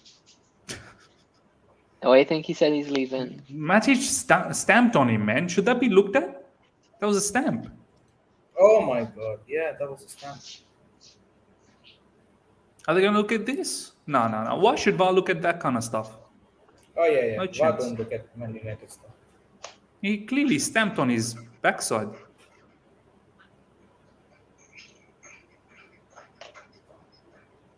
Rudiger asking for a handball. I don't know what he's on about. And N'Golo Kante, the last man standing, luckily intercepts that. And now he's back in. He's driving back in. N'Golo Kante's had a mad game. He was definitely involved. He was one of the biggest culprits for the equalizer. But then again, he's had a very good game as well. So I don't know what to make out of it. Kante has been really good this match. Reece James now with the ball. Reece James, nicely done to N'Golo Kante. It's a foul. Okay. The correct score in this match, and I kid you not, should be minimum 3 or 4-1. It should be. That's the correct score. In fact, shouldn't even be 1 because they did jackal. But here we are in this predicament, ladies and gentlemen. 67 minutes gone, 1-1.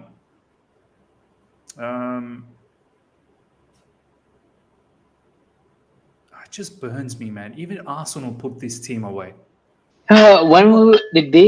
I see a wing back receive a ball and don't run away from the opposition defender backwards, is the day I'll cry of happiness So true, man. and So thank the true. Lord, the gods. Ishan has Oh been my saying that so many times in the watch-along. As soon as our wing-backs get the ball, it's like they're like, oh my God, and they start running back. Like, what are you scared about, we man? play hot potato with our ball, bro. I'm telling you. Why do you even have to come in front if you have to go out there and back pass? Dribble past 6 players and make a back pass. Does that even make any sense? False wing-back, bro. False wing-back. False going back. Oh my days.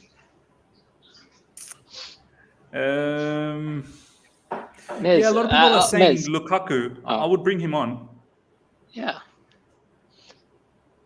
Lukaku, my favorite player. I'd bring Lukaku on. I'd even bring in Ziyech as well.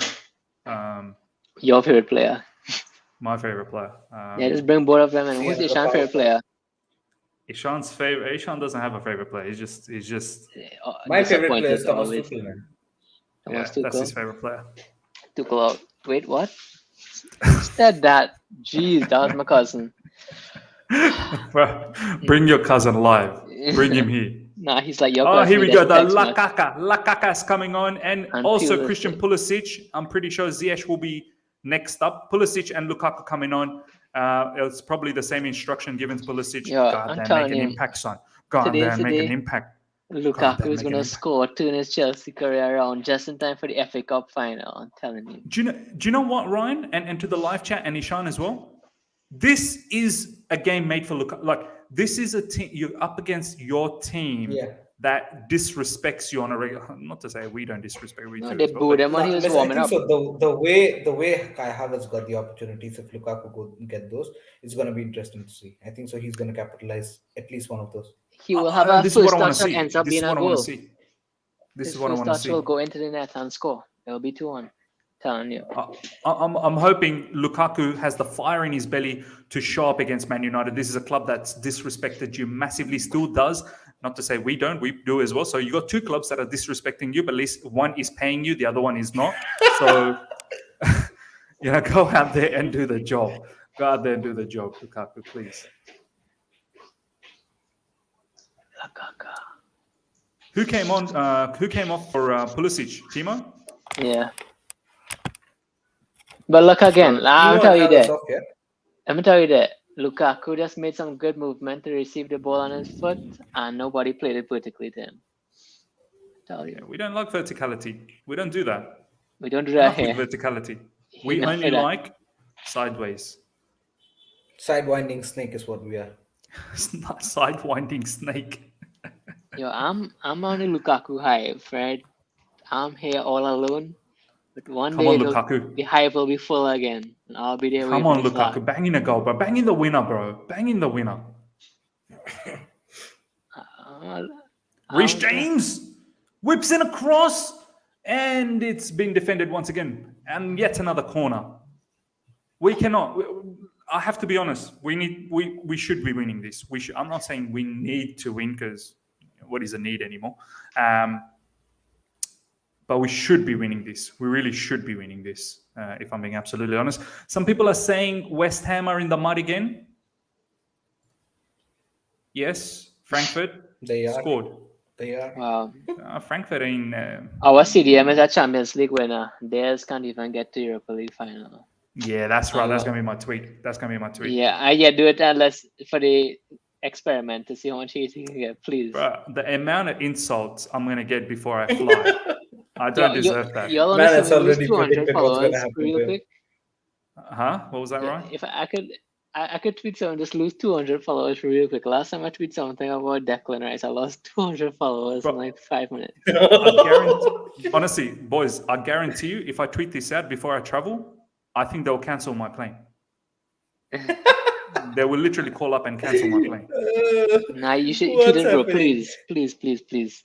We need some entertainment on this stream. I will. I'll tweet Man's it out. Don't worry. losing 200 I'll tweet it followers out. amid in 2 hours. Someone's Bro, getting his there are plane fans, cancelled. Ishan. Declan Rice, it's a mess. Bro, What's happening? Ishan, there are fans, I kid you not, likes Declan Rice Look. more than some of the Chelsea players. Wow. Pulisic just was in between the lines free, easy vertical pass he could have received. He called for it, nobody gave him it. And Nah, Lukaku was bro. right behind him, so Lukaku could have get played We in. don't do that. We don't do that here. We don't do that here. So no, Oh, Pulisic into the box. Oh my God, no one in the middle of the field, no. Yes. That's when you know. I've seen Hakim Ziyech take those positions. And this is what Ryan said not that long ago. He always sort of plays in that edge of the box. Everyone's so close. Like, no one's in that sort of middle portion of the box, man. Pulisic pulled it back brilliantly. And not a single soul, not a single Chelsea soul breathing in that area. Mace should be in there, man. He shouldn't be so far out wide. What's he thinking if he's that wide out? What's he going to do there? He's got to come in a little bit more.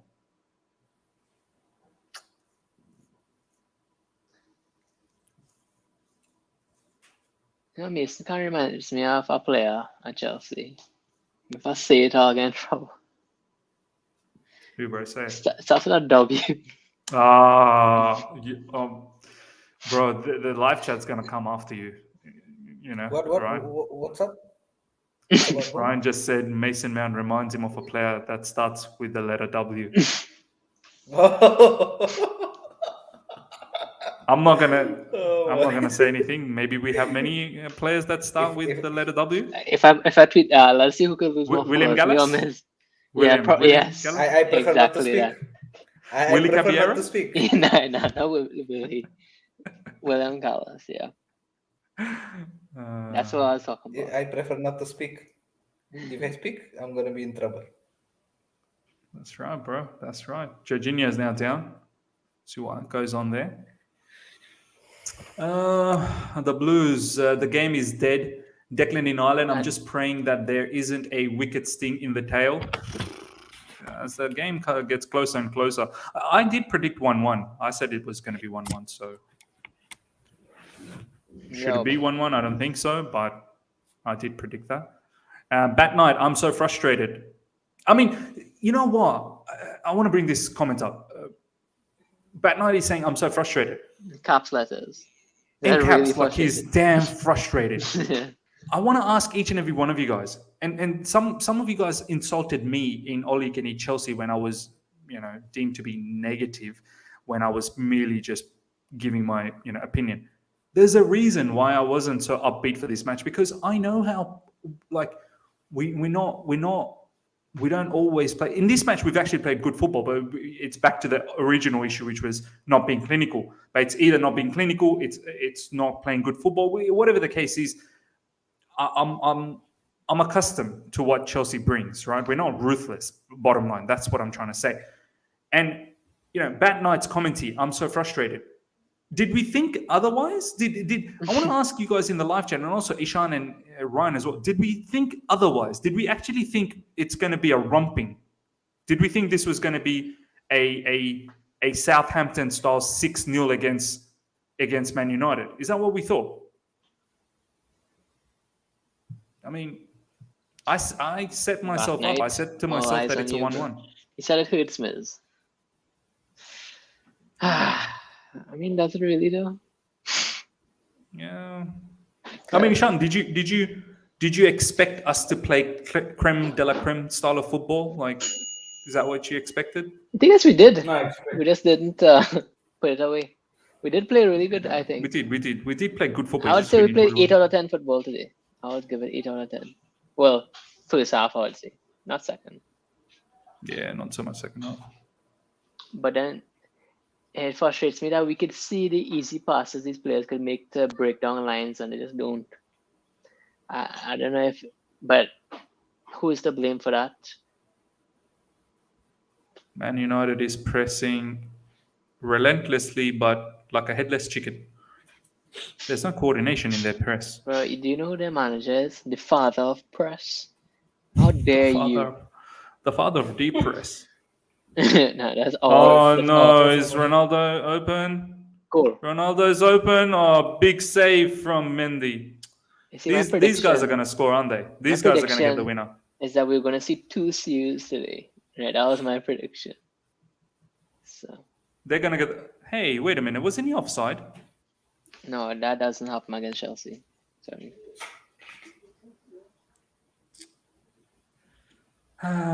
Phil Jones is coming in for Marcus Rashford. This will be interesting. I want to see how Phil Jones plays as a winger. Yeah. Maybe probably will be more 1v1 than our wingers. Once again, ladies and gentlemen, I didn't even know Marcus Rashford was even playing in this match. So first time I saw him. Blonde hair? My days, boys! Look who's on. Juan Mata. Juan Mata. Our Chelsea. Manchester Someone legend. tweeted out a few days ago, this guy was our player of the season. And then since he went to Man United, seriously, I've not heard too much about him. Has he done anything at Man United? He's been at Man United for like 8 seasons, apparently. Yeah. Wow. It's incredible, man. It's incredible. When you think someone's been at a club for 8 seasons, you think Oh, get into Lukaku. Oh my God! Oh, Oh, come on, Reese. No. Reese! Oh! should Mount have flicked that back? Yeah, that was a nice flick back from Mount. But Reese, he had all that time. Should I Mount have thought that flicked was that in back as well, though? man. Huh? What was that? Should Mount have flicked that back? I think he wasn't in a good position to hook it with his left. I suppose Reese was in a better position. Oh, he Hit the hit the post. Damn. At least that's what you get for pushing Matic, bro. Look at Thomas Tuchel. He's almost like, Bro, yeah, wow, what's happening? Yo, I can't wait for Frank Lampard to play us when it's that Sunday. it seems like if we don't beat this team, it's I don't think that we deserve a top 4 finish, man. If Frank Lampard beats us, I would love to see a post-match. Really. I'm gonna make food and lie down and watch that. If Frank Lampard beats us, I think I will have to take a couple of days off. I really do. It has two. Ishan, there's 2 of you now. Yeah, I don't know what. I think so. You gotta remove one of them. Wait, let me remove one of them. Yeah, I think I have. Ishan. You have? You haven't. Yeah. Come on, Chelsea, man. Win this, you bloody... Look, Lukaku was calling for an early cross. They didn't receive it. Benzema would have gotten that cross. We've not even provided anything for Lukaku as yet. We've done nothing. And he was in a free position, unmarked for that. He was. And Alonso didn't even look up. He didn't even consider an early pass. He did not even consider.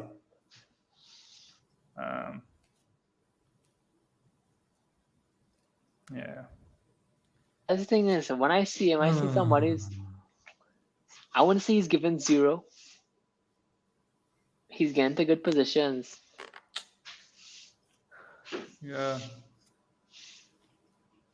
Is Jorginho injured, huh? Jorginho's injured, is he? Oh no, N'Golo Kante's coming off. Okay. Loftus-Cheek, can he get the winner, bro? Look at Tuchel. He's giving him the last instructions telling him how you're gonna score the winner. No, This is how you're gonna score. He's telling him to pass sideways when he reaches next to the box to Alonso. Thomas Tuchel is saying, listen, Ruben, Whatever you do, pass this is it how I'm to gonna Alonso. tell you how you're gonna score the winner. He said, whatever you do, pass it sideways. Do not. Whatever you do, don't pass through the middle. Always. Do not pass it straight up, or else you're not playing for 5 games. There's a reason. If I don't see you pass it sideways, if I don't see you in a position, I'm gonna stick it up sideways. I'm gonna shine it up real good, and stick it straight up that candy earth. Yeah, Ruben, if I see you in a position of dominance, I want you to quickly revert to a back pass. Oh, nice. Lukaku. My boy Lukaku, who will play first touch. Peace. Oh, my. Oh, nice ball. Oh, that was a good idea from Jorginho at that time, trying to find Romelu Lukaku. Idea was good, but execution wasn't there. And now Elanga is trying to take on the entire world all by himself. Rudy, Real Madrid. Madrid player Rudiger. You think Real is going to play a back 3? Because they have perfect 3 defenders to do it, I think. I think they might put Alaba as a left back, man. I don't like that. I think they have a good... You think Alaba as a center CB or something? Or Isn't their left back Mendy? Yeah, their left back is Mendy, yeah. Yeah, they won't just bench him. I think they have a perfect Alaba left center back and Rudiger right center back with Militao middle. That would be amazing. You think Rudy right center back, huh? Something different. Yeah, well, he's originally a right back and his dominant foot is right. He would be way more destructive. I think in Roma he was a LCB as well, wasn't he? Yeah, but his predominant position was right back in Roma. Yeah, I do recall him being a right back. I do. Yeah, and he is a way better passer with his right foot too. He's just really good at his left. But Come on, release Mount. Good. Mount, what a pass, Lukaku. bro. There's no option. There's absolutely no option for Lukaku. You know what? I rate. At least he tried to go 1v1. Did he do it successfully? No, but he tried. You try, bro. My You get number effort. 9. You get brownie points for trying. Yeah, he Trying did. FC. Trying FC. Trying it. Advait is in the house. Yeah, I'm on Rudy watch. There you go. This No, boy. bro. Advait, bro. Are we doing a watch along from Up City game? Yeah, we will. Second leg, we will. Yeah. I think that will be a blockbuster game as well, man. Yeah. Don't worry, Advait. You'll soon be watching your team's demise as well. Yo, City. Bro. I know we saw this match Real a Madrid lot. get creamed. I know we saw this match a lot, but a City Liverpool final for the biggest prize in club football would be a massive match with a full stadium in Paris. Mouth-watering experience, bro. Mouth-watering. What a game that would be. Two best managers in the world. And you know there ain't no parking the bus BS. It's toe-to-toe, let's go. Yeah. I mean, that's if he doesn't play Fernandinho at right back again. Nah, no way. Hopefully Kyle Walker is back. 85 minutes gone, 1-1. Should not ever be 1-1, but this is what we do. So what minute Ronaldo is going to score a header? It's coming, isn't it? It's written in the stars. A massive sue. It's coming. Let's not even fool What around. will he even say in that review, bro? Like, you're giving me a really calm vibe here. The calm, disappointed dad vibe right now. Mace. It's Mason's Mount, bro. Jeez. Oh, come on, man. That was such a... I feel like that was a low percentage pass towards Alonso. Wow, Mata showing some aggression. I like it. Honestly, it's a transfer that absolutely has baffled me. Like, I'm sure he's scored important goals, Mata, no doubt, for Man United, but I just feel like I've not heard too much about him since he's moved to Man United, and the man has been at Man United for 8 seasons. It's quite realistically, where do you think would have been a good club for him to go? After Chelsea? Mm. Obviously, he would have killed it at City. Yeah. Yeah. Wow. Pep He was loves that kind of his player. midfielders. I mean, I wish they could have a regen of him because the perfect player. A perfect number 10 who could play on either wing. Bro, was there a season where he got 35 assists for us? A big number, I would say. Live chat, let me know. Was there a season where he ended up getting 35 assists or something for us? That's unbelievable stuff. Valen, thank you so much for the super chat, my man. 2:45 a.m. for this crap. Oh, I feel so sad. I really do. Kante cost us 2 points. Look, Kante, in my opinion, had a good game, but I'm not going to lie. He was definitely heavily involved for that equalizer. It was his mistake. I don't think so, man. He's the one who twice gave away that ball, man. Yeah, I know, but to say he also put in about 3 or 4 good true balls that should have been goals. He should have had at least 3 assists. Yeah. That's what I'm saying. I wouldn't call him he's been crap. Like, I wouldn't. I'm just stating what has happened, I suppose. I guess in those positions, one mistake could cause you a match, whereas a striker can make 10 and nobody will say anything. Yeah, it's ridiculous, isn't it, Ryan? It actually is. Shubra, thank you so much for the stats, man. 19 goals plus 35 assists. Oh my God. And we finished what? 3rd that season? 4? 12-13. Didn't we? Isn't that Ancelotti season or season before that? No. 12-13 was after we won Champions League. Oh, after we won Champions League. Sorry. Di Matteo / Hiddink. Yep. Where Di Matteo got sacked, didn't he? And then Hiddink came in. Yeah, Hiddink came in for... Yeah. Europa win. Yes. Benfica, wasn't it? Europa win. Ivanovic header. Yeah. Wow, bro. Those stats, Ryan. 19 goals, 35 assists. Nah.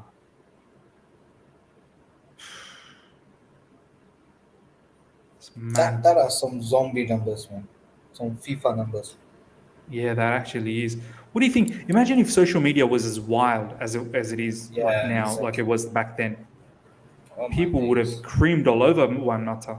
I think that I think social media was wild back then. I'll tell you the amount of hate Torres used to get, and I think that Morata and Bruno is worse than Torres at Chelsea. Yeah. Torres was not our worst striker in the past 15 years. Valen, you're funny, man. I love you, man. Rather watch Johnny Drop's trial than this crap. I don't know who that guy is, bro, but yeah.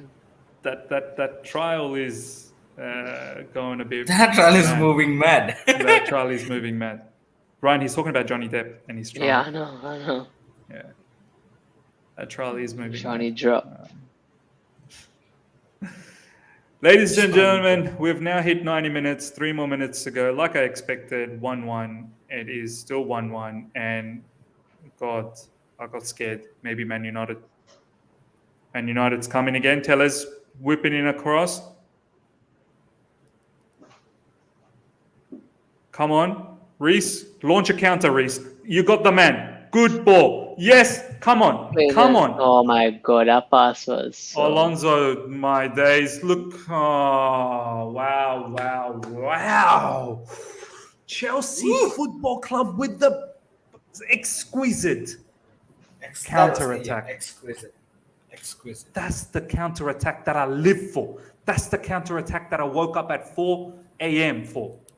That's the counter-attack my man Valen is staying up at 3 a.m. for. Mate, Mrs. at 4 p.m. watching this counter attack. 4 a.m., bro. 4 a.m. It's 6:32 a.m. now, of course. So. Oh my days. By the way, thought why we am were I gonna get a laughing when win I'm now. at 2 a.m.? I'm at 2 a.m. watching this. Imagine straight off the back of this, I need to catch a plane. Like, I'm going to be so deflated. You know what, Chelsea? No, you're not going to get me deflated. No, you won't. I'm going to have a really good trip, enjoy the duty-free, enjoy the time with my family. Make sure you have some suspense thriller movie on your device so that you can take your mind off this crap for some time before we catch up again for the next What if fly now? Oh no, Ronaldo. Is that Ronaldo? Who's that? It is Ronaldo now. It's gone for a corner. This is rubbish, man. Only 1 more minute left now. One last see you, come on. This shouldn't be 1-1, man. I'm so upset, man. Even though, see, this is the crazy part about, like, I actually expected 1-1. I even predicted 1-1, but I am still upset. I'm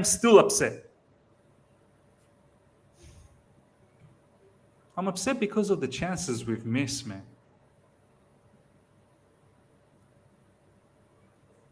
Oh, come on, Mendy. Just launch it, bro. Launch. Nah, I'll just hold on. I'll take the point. Important point at Old Trafford. Important point. I guess we'll never win at Old Trafford after 2013. Bro, it's embarrassing, man. It's embarrassing since 2013, and we could not even beat this rubbish Man United. It's done, miss. It's done. Match ended. End the stream as well. Well, what can we say? Ladies and gentlemen? I predicted this. I'm still mad. This is one of the most rubbish Man United teams you would ever come across, and we still can't beat them. Who did we beat in the top 4 this season? Well, like big clubs. We didn't beat Liverpool. We didn't beat City. We beat Arsenal once. We beat Arsenal Tottenham once. We beat Tottenham twice. Yeah, we didn't beat Man U. We didn't beat Man U. Man U draw twice. City lost twice. Liverpool draw twice. Ishan, I'll start with you, man. We'll go on for another 10 minutes, and then I'll do my review, and then I've got to get going to the airport. Ishan, bro, if we can't beat this Man United team, who are absolute shambles of a team, and in this match they pretty much did nothing as well. Yeah. Just finish this season off. Chalk this Yeah, season man. off, move on to the next season? Yeah, literally. I'm not looking forward to any other game apart from the FA Cup finals. I think so. I'm done for the season. The it does not just feel right. I mean, losing to this Man United team, losing to the way we lost against Arsenal. Now, I mean, it's now going over the head. Probably it seems like we don't deserve the third position. You know what I mean? It just seems like the way we've performed lately. I mean, yeah, we can definitely be better. But then listen, let's not just run away with the 1-1 result in our heads. I think so. The performance has been better than the West Ham game. The performance has been better than the Arsenal game. But then still, we've, we've, we've not got all 3 points, and the objective was not completed. So uh, yeah, we can definitely be better, man. It's one of those games where we created a lot, but no clinicality. So we still stand there in terms of the output, but then yes, we can. We should have won this, man. Yes, Do you know what the probably crazy part is, Ishan? Do you know what the yeah, crazy part is? We're probably not gonna create as much against Everton, who's probably gonna defend a lot, 100%. and then we're not gonna look good again. So it's That's either we don't exactly what I finish was. or we Yeah, don't create. yeah, that's exactly what I was going to say, Miss. Because I don't think so. We were looking good today, probably because Man United were so poor today, or probably they are so poor today, in general. You know that we were given a lot of chances, we were given a lot of spaces, but still we did not capitalize to it. So I do agree with you. I mean, we won't get these sort of spaces, these sort of chances against like an Everton. Who even a team like a Liverpool, found very difficult to pierce through in the first half in the last game that they played. So yeah, man, it's not gonna be same. The way we play today, it's not gonna be the same every game. So yeah, I think so. Yeah. We'll have to see how do we play against Everton, but again, I'm not expecting much. I think so. We still need a hell lot of improvement, man. Massive hella improvement. Valan, thank you so much for the super chat. We give our players too much props against top six. We can't beat a crap United squad. The players are mostly average and don't have the mentality. I mean, How much years we've been saying this? we've So it's been like saying this. all players in 2018 weren't good enough, 19, 20, 21, 22. You can't keep just copping out and saying that, man. Look at the players we have in our team. As we said all the time, we have good potential players. But you know what? I don't even think Tuchel's fault today, though, Ryan. Like you've even said, like we've actually played good. We're just not being clinical. So, yeah. I mean, Ryan, how'd you see that match, man? Let me hear from you from top to bottom about this particular match, and then I'll provide my thoughts. Well, I think that ever since that Arsenal loss, I checked out mentally from this season because I knew we weren't going to see improvements philosophy-wise, system-wise. No, all we're going to do is good in-game management, hopefully get some chances and win. That's the best it would be. And today, we did do a lot of good things, but not a lot to extrapolate into the future. I'm not going to be fooled by it. And Yeah, we shouldn't be fooled by it. We really shouldn't be fooled by it. because, as you said, Everton going to be set up probably a 5-4-1 low block, Yep. and then Counter-attack. it will be like a West Ham all over again, probably. So Yeah. just maybe not getting lucky and getting that goal in the end. So, to me, I would say not a lot to extrapolate with. We should have won this match, but at the end of the day, I'm not surprised. At the end of the day, I'm not surprised as well. I mean, this is the score that I predicted. It just hurts. Look, a lot of people want us to talk about Kai Havertz. Let's talk a little bit about Kai Havertz. I have to say, since the first leg of Real Madrid where he scored the header, even against Southampton, he looked a little bit, he scored a goal, but he looked a little bit dodgy from that particular moment onwards. He got the header against Real Madrid, obviously very, very good first leg. But since then, we've played few games and he's not entirely looked comfortable. I felt like he needed a bit of rest, but he didn't get enough rest. He had to come on second He looks half, a bit I believe. jaded. Yeah, he had to come second half. I believe it was against... Who did we lose against? But Arsenal? Lukaku played against Yeah. Arsenal, right? Yeah. He had to come So second half against Arsenal. That's the game that he should have had a complete break. With Kai, I will always say, even when he's in good form, I always say, right? Even when he's in good form, I see this guy more as a shadow striker. I see him as more as an attacking midfielder. This is not somebody who's going to get you 30 goals a season. He may get you close He's not a striker. He's not a striker. He may give you 15 to 20. I'll give him that. But he's not going to be one to get 25 to 30. And that is what you need at a top club. And that's why I always said that attacking midfield position, I want him and Mount to fight for that.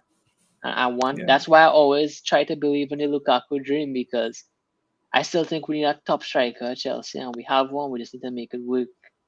Because it would be much easier to try to make it work than sell $100 million one and then try to get a new one, or use Kai. Because sooner, Matisse always says it. We always rate up these players. We fall for the same tricks, and then next season in March we will be saying the same story again. No, at the end of the day, Kai is not someone who could get you 30 goals. He's a really good player. I always compare him to Thomas Müller. A lot of people do. And we need to sort out that striking position. I feel like we have so much unanswered questions going into this transfer window that Tuchel and the board need to figure out. 100% agreed, man. Naresha, thank you so much for the super chat. You can comment if you wanted to. Would have read that out.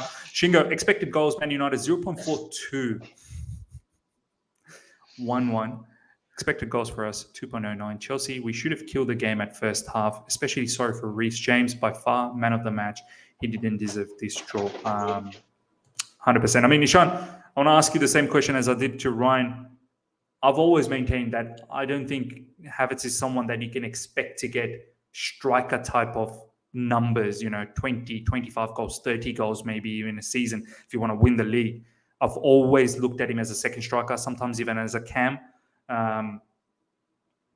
Ishan, is that how you feel as well? Like Havertz cannot be the primary striker moving into next season. He's someone who can play alongside a striker as a second striker. Yeah, I think so. I do agree of this statement, but I also know the fact that since Lukaku's not clicked, probably the past couple of seasons since Thomas Tuchel took over, I think so.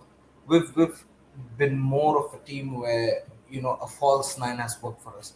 Probably a Kai Havertz, knowing the fact that he won't score 15, 20 goals a season, which is quite understandable. But I mean, it worked in getting us fourth and third. It worked in getting us fourth and third. At the end of the day, we have nobody scoring our chances. I mean, we as a team, we looked better as while playing for false nine, rather than having a Lukaku up front. That's what I thought. So, we know the fact that Kai Havertz is not going to be the one. But if while playing Kai Havertz, the other players are benefiting from that, I think so. That's where we're trying to envision ourselves for the rest of the season. Or else, I still do agree of the fact that you need to have a striker, who'd score you 20 goals plus a season in order to win the Premier League. Or else you can't be winning a Premier League. You might be winning cups and championships here and there, like we won the Champions League last season, but that's it. You can't be expecting to win a Premier League, because Premier League is a different grade. You need consistent performance, and even if Kai Havertz was consistent, there would have been a question. But then I'm sorry, but none of our players are consistent at the moment. A lot of things he needs to do to improve too. Also, is like yes, I'll say the best thing about him is his movement and how hard he works and this and that and his movement. But a lot of times he gets the ball in good positions and his final pass isn't there. It either he won't see the pass. I think his passes on par with Mount or less than Mount, because Mount tries different passes, different stuff. But other than crosses, I don't see Kai putting in any passes, which is shocking for somebody who we thought was going to be a RCM when he came in at Chelsea with so much assists. Today we saw one of those examples, Ryan, where Timo Werner was in between two defenders and it just needed a nice threaded ball through, and Timo would have been using his pace. Whether Timo finishes, that's a different story. But we've been talking about intent. The intention needs to be there. And the intention of Kai Havertz went straight to Alonso. That was the easy option. And once the ball went to Alonso, the attacking threat was demolished. Look, kudos to Alonso to at least get that volley. And this is the thing. As much as Alonso has all these deficiencies, he's more of a goal scorer than some of our goal scorers. That's the issue. Like, he's more of a potent scorer than some of our attackers, which is mad. Look, I'll do the review very, very soon. As I said, I've got to get going, so I'll do the review now. So we'll end the stream here, ladies and gentlemen. Smash the like button before you go. Look, I'm not surprised. I predicted 1-1, but we're disappointed. I think the boys are disappointed. We're disappointed. Live chat's disappointed. But this is what I kept saying. This is why, when we did All You Can Eat Chelsea, a lot of people was insulting me because I was negative. I'm not negative. I'm just being real. End this season, I think we're just looking forward to the FA Cup. We're definitely going to be in the top four. Whether we're third, fourth, second, definitely not going to be second, but third or fourth, it doesn't really matter. At the end of the day, you don't get a trophy for third or fourth. Yes, it would be embarrassing to finish behind Arsenal, but it is what it is. I think we'll end up coming third. Ladies and gentlemen, next up, when I see you all, I shall be in Bangladesh. I'll be celebrating Eid. They'll be there for the next 4 weeks. So the content continues. There will be no stopping in content. I'm going to catch up with all of these boys. We're going to make content together. Until next time, ladies and gentlemen, take care and see you.